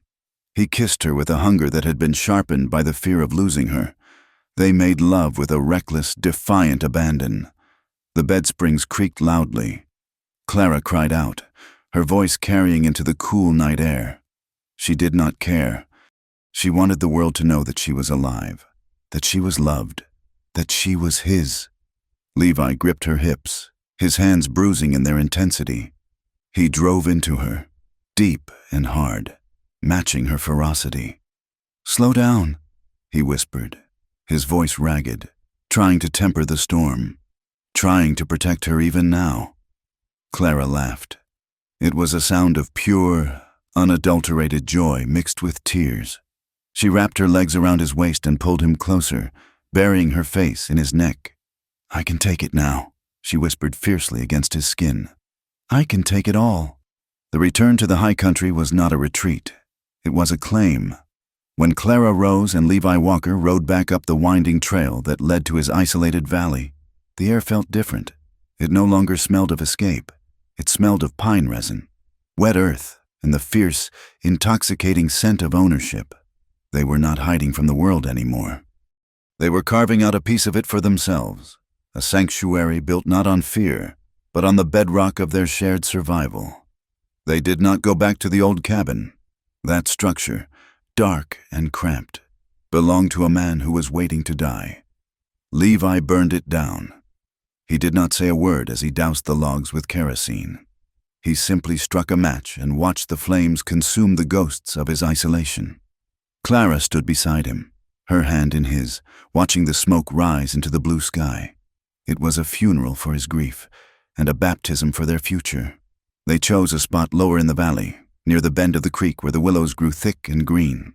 It was a sunny patch, sheltered from the worst of the north wind by a granite ridge. Here, they began to build. It was the labor of giants. Levi felled the trees, his axe ringing out like a church bell in the silence of the mountains. Clara stripped the bark, her hands hardening, her muscles growing taut and strong. They worked from dawn until dusk, their bodies moving in a synchronized rhythm that required no speech. He lifted the heavy beams. She guided them into place. He mixed the chinking mud. She packed it into the gaps. This cabin was different. It had large windows to let in the light. It had a porch that wrapped around 2 sides, facing the sunrise. It had a room that Levi built with particular care, smoothing the wood until it felt like satin, though neither of them spoke aloud of its purpose. In the evenings, they sat by the fire in a temporary shelter, exhausted and aching, but filled with a quiet contentment that Clara had never known. Levi would look at her across the flames, his face smeared with soot, and smile. It was a rare thing, that smile. But when it came, it transformed him from a creature of stone into a man of flesh and blood. One night, as the summer solstice approached, Levi sat at the workbench he had set up under a canvas tarp. He was working on something small, the file rasping softly against metal. Clara was mending a shirt, watching him. "What are you making?" "Something that should have been done a long time ago," Levi said without looking up. He worked for another hour. Then he stood and came to her. He took her left hand, his fingers calloused and warm. "I do not have gold," Levi said, his voice low. "And I do not have diamonds, but I have this."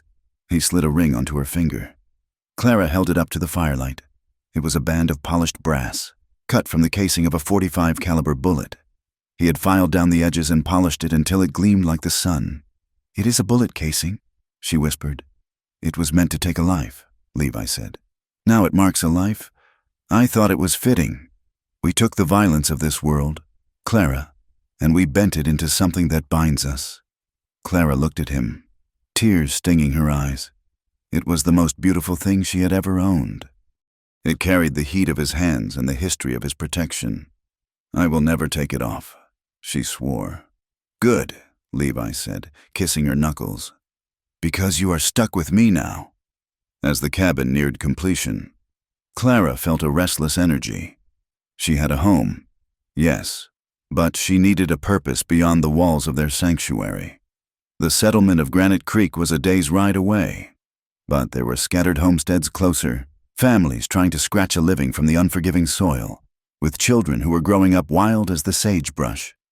Clara began to ride out 3 days a week. She found an abandoned sod house 10 miles down the valley, swept it out, and declared it a school. At first, only 2 children came, then 5. By late August, she had 12 students ranging from 6 to 14 years old. They arrived on shaggy ponies or on foot, dirty-faced and wary. Clara taught them to read from the Bible and a tattered copy of Shakespeare she had found in Levi's trunk. She taught them arithmetic using dried beans. She taught them that the world was bigger than the rim of the mountains. Levi worried. She saw it in the way he checked her saddle girth every morning, pulling it tight with a frown. She saw it in the way he stood on the porch, watching her ride until she was a speck in the distance.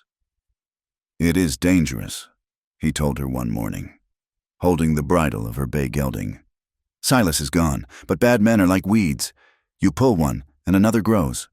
"I carry the rifle," Clara reminded him, patting the scabbard. "And I know how to use it. You taught me. Knowing and doing are different things," Levi grumbled. "I cannot live in a box, Levi," she said gently, leaning down to cup his jaw. "You gave me my life back. Let me use it." He sighed, leaning into her touch. "Just watch the ridgeline. Always watch the ridgeline." His caution was not misplaced.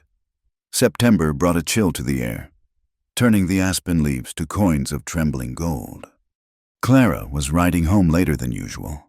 The sun was dipping behind the peaks, casting long, purple shadows across the trail. She was thinking of Levi. She was thinking of the stew simmering on the stove and the way his eyes would light up when she walked through the door. The crack of a rifle shot shattered the evening. A bullet whined past her ear. So close she felt the wind of its passage. It struck the trunk of a pine tree with a dull thud. Clara did not scream. Instinct took over. She kicked her heels into the bay's flanks, driving the horse off the trail and into the cover of the brush. She slid from the saddle, grabbing her Winchester, and dropped to the ground behind a fallen log. Her heart hammered against the earth. She scanned the ridge above the trail. There, a flash of movement, a man in a duster, moving between the rocks, jacking a fresh round into his chamber. He was not a random bandit. A bandit would have called for her to stand and deliver. This man had shot to kill. Silas Thorne had kept his promise. The arm of his malice was long indeed. Clara rested the barrel of her rifle on the log. Her hands were shaking. but she forced them to still. She took a breath, held it, and sighted on the rock where she had seen the movement. "Come out," the man shouted from the rocks. "Make it easy on yourself, girl. I get paid the same if you are breathing or if you are cold." Clara did not answer. She waited. Then, from the timber higher up the slope, a second shot rang out. It was a deeper boom of a buffalo gun, a heavy, thunderous sound that rolled down the mountain. The man in the rocks jerked violently. He spun around, his rifle flying from his hands, and crumpled onto the shale. Silence returned to the valley, heavier than before. Clara stayed behind the log, her finger on the trigger. She did not move. 5 minutes passed. Then she heard the crunch of boots on loose stone. A large shape emerged from the timber, sliding down the slope with practiced ease. Levi. He walked to the body of the man. He did not look hurried. He looked grim, inevitable, like a force of nature correcting an error. He nudged the body with his boot. There was no movement. He looked down toward the brush where Clara was hiding. "You can come out," he called. His voice was flat. Clara stood up. Her knees felt like water. She walked up the slope, leading her horse. When she reached Levi, she looked down at the dead man. He was a stranger, just a hired hand with a greed for blood money. "Did he hurt you?" Levi asked. He did not look at her. He was staring at the horizon, his eyes scanning for more threats. "No," Clara said. "He missed." "He won't miss again," Levi said. He bent down and picked up the man's heels. He began to drag him toward a ravine where the rocks were loose and deep. "What are you doing?" Clara asked. "Should we not take him to the sheriff?" Levi stopped. He looked at her then. His face was hard, the scars standing out in white relief against his tanned skin. "Sheriff Boone is a good man," Levi said, "but the law is slow, Clara, and the law requires questions. It requires trials. It requires you to stand up in front of a room and explain why you are worth more than this piece of filth." He looked back at the body. "This man came here to kill you. He forfeited his right to a name. He forfeited his right to a grave marker. I am not taking him to town. I am putting him in the ground, and I am leaving him there." Clara watched him. She saw the darkness in him, the capacity for violence that he kept chained up for her sake. He had unleashed it to save her. He was taking the weight of this death onto his own soul so that she would not have to carry it. "Levi," she said softly. "Go home," he said. "Start the fire. I will be there soon." He dragged the body away into the shadows. Clara rode the rest of the way to the cabin alone, the silence of the mountains ringing in her ears.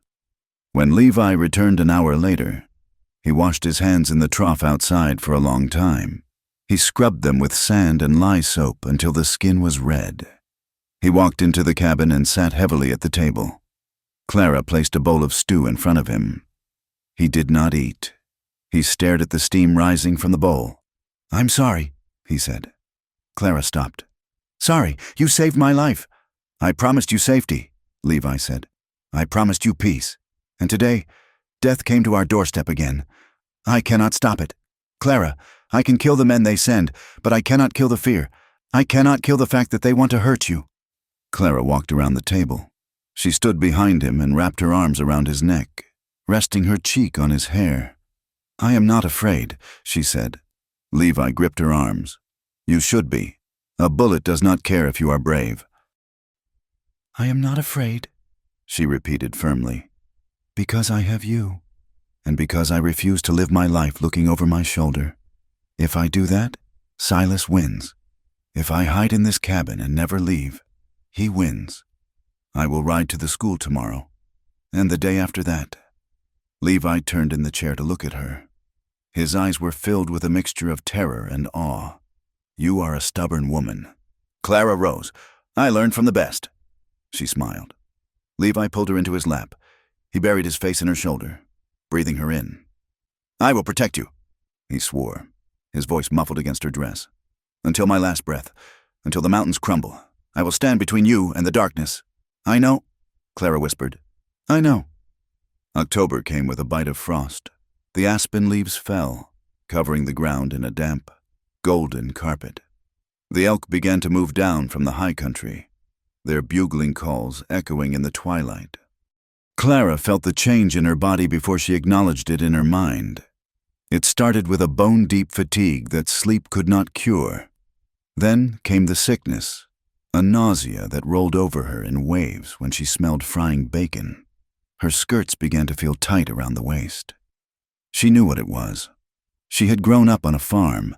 She knew the signs of life, but she did not tell Levi. She carried the secret like a stone in her pocket. Fear, cold and irrational, gnawed at her. She looked at Levi and saw the man who had lost everything. She saw the shadow that crossed his face when he saw a child at the settlement. He had buried his wife. He had buried a son. He had built a fortress around his heart to keep that specific kind of agony from ever entering again. If she told him, would he be happy? Or would he be terrified? Would he look at her and see a ghost? Would he pull away, retreating into his silence to protect himself from the possibility of another loss? She waited. She waited until the silence became a lie. One evening in November, the first heavy snow of the season began to fall. The flakes were fat and wet, sticking to the window panes. The cabin was warm, the fire roaring in the hearth. Levi was oiling his boots by the fire. Clara sat in the rocking chair he had made for her, a blanket draped over her lap. She watched him.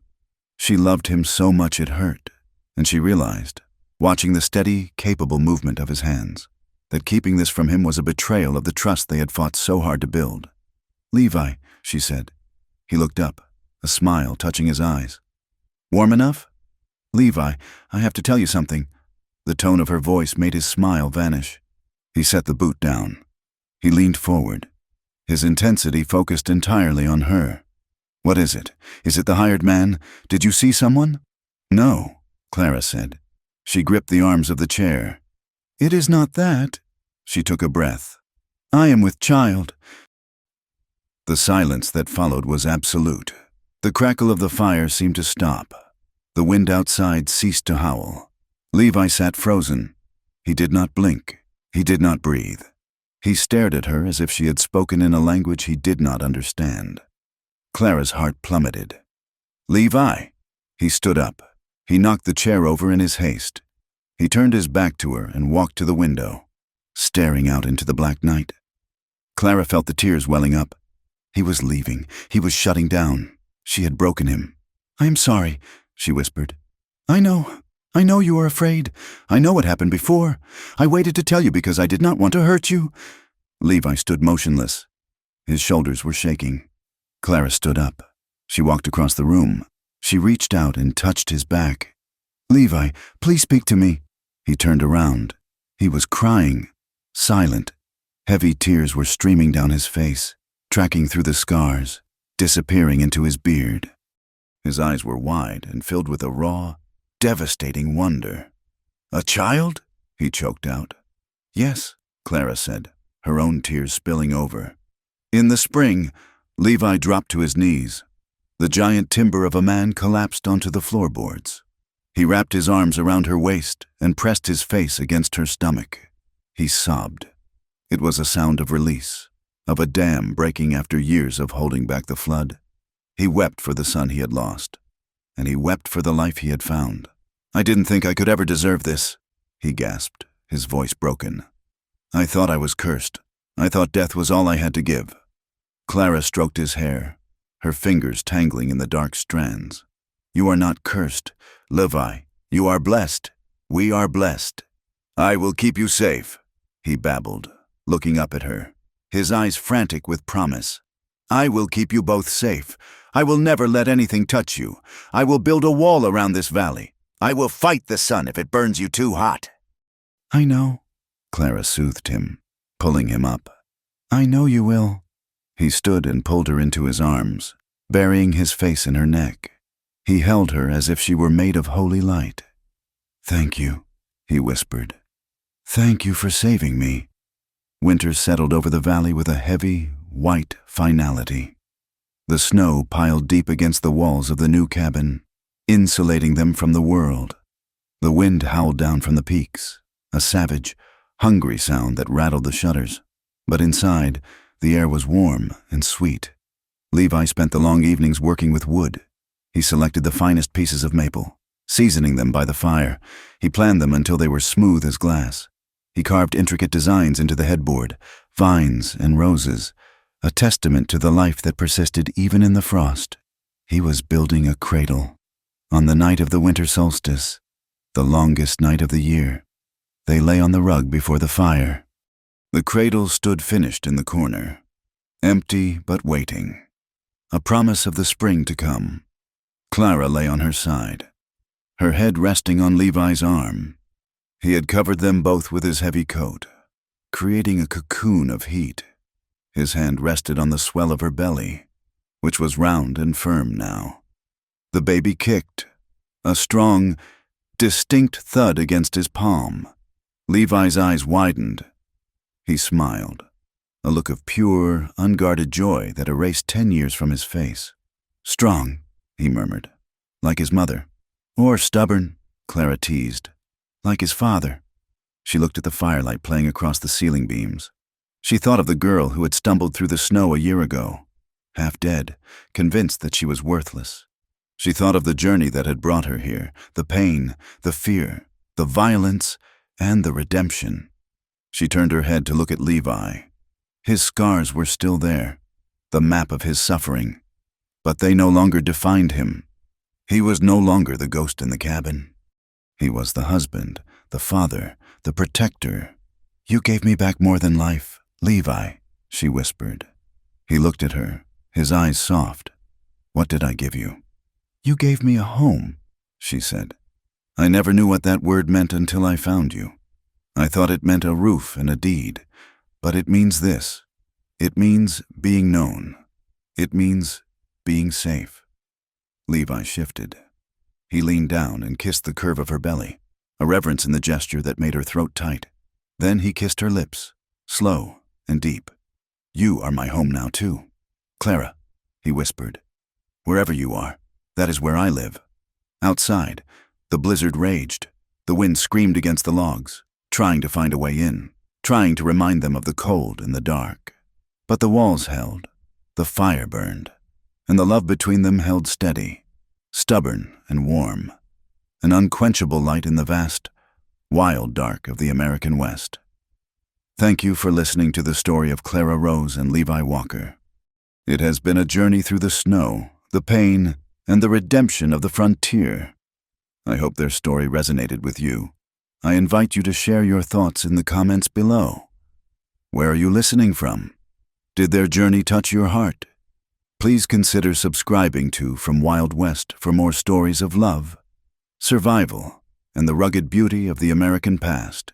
Until next time, keep the fire lit.